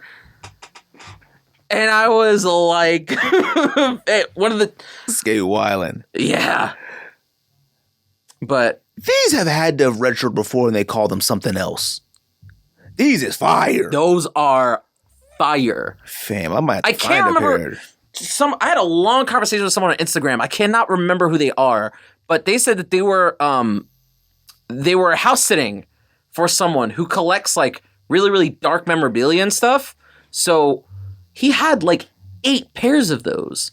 He had 8 pairs of those. He had pieces of the covering. Like that's No, yeah, I know what you were talking about, like as far as like not wanting stuff like that in your house. Yeah. But that would give me like real bad juju. Yeah, bad Vibes. It's vibes. Yeah. You know what I mean? Like, yo, these shoes is fire. They're incredible. One of these pictures on here might be skate on this page. I mean, I wouldn't be shocked if that was a skate picture. Like, it looks like a... Now, this one under the... Like, I don't know. Oh, wait a minute. That's actual footage. Never mind. That's an actual person. Yeah, I can't remember where the picture is, but he did post it. That's a good pick. I've never even seen this. Mm-hmm. I've never seen this ever. These joints is fire. I wish they would retro. Oh, you know, another place I seen it is Frank Ocean was wearing a pair in the Nikes video. In which video? The video for Nikes. I believe he was, yeah. What video was that? Them bitches want Nikes. You remember the song? That was a good song. What was that on? It's on YouTube? No. Oh, Blonde. On the album Blonde. Oh, yeah. See, yeah. I believe he had on a pair in that video. I didn't know he had a video for that. I didn't know he had a video for any of the Blonde stuff. Mm-hmm. Oh. These joints is fire. I might be looking for a pair. It's been too long since a Frank Ocean album. Let's see if they're... It has, but... Fam, 7 years. Did you like Blonde? Blonde is one of the best R&B albums of all time. Don't do that. Don't do that. Blonde is incredible. First of all, Blonde doesn't even come close to Channel Orange. That's disrespectful. Blonde is madly disrespected. I love Channel Orange. It's disrespected. Blonde is disrespected, but it doesn't even come close to Channel Orange. Best album Not even decade. Which one? All right, Blonde. No. I love Channel Orange. I do. I'm okay with people loving Blonde because I do feel like it's a really good album, but it doesn't come close to Channel Orange. Doesn't come close. 2000, I can't do it. That's just 2 months, B. Fam, they got to be the ones that somebody wore for me to pay 2000. No. I like the white ones too. The white ones are fire. Hey, there's more colors? Fam, I need doubles. Don't do that. I'm on my way. No, I'm joking. You're on your way up. All right, let's get out of here, man, because it's late. Ricco, anything else? No. Throw your boxes. Throw your boxes. I'm going to throw my box one day. Yes. Let's go. That's the sneak diss. Bow, bow, bow.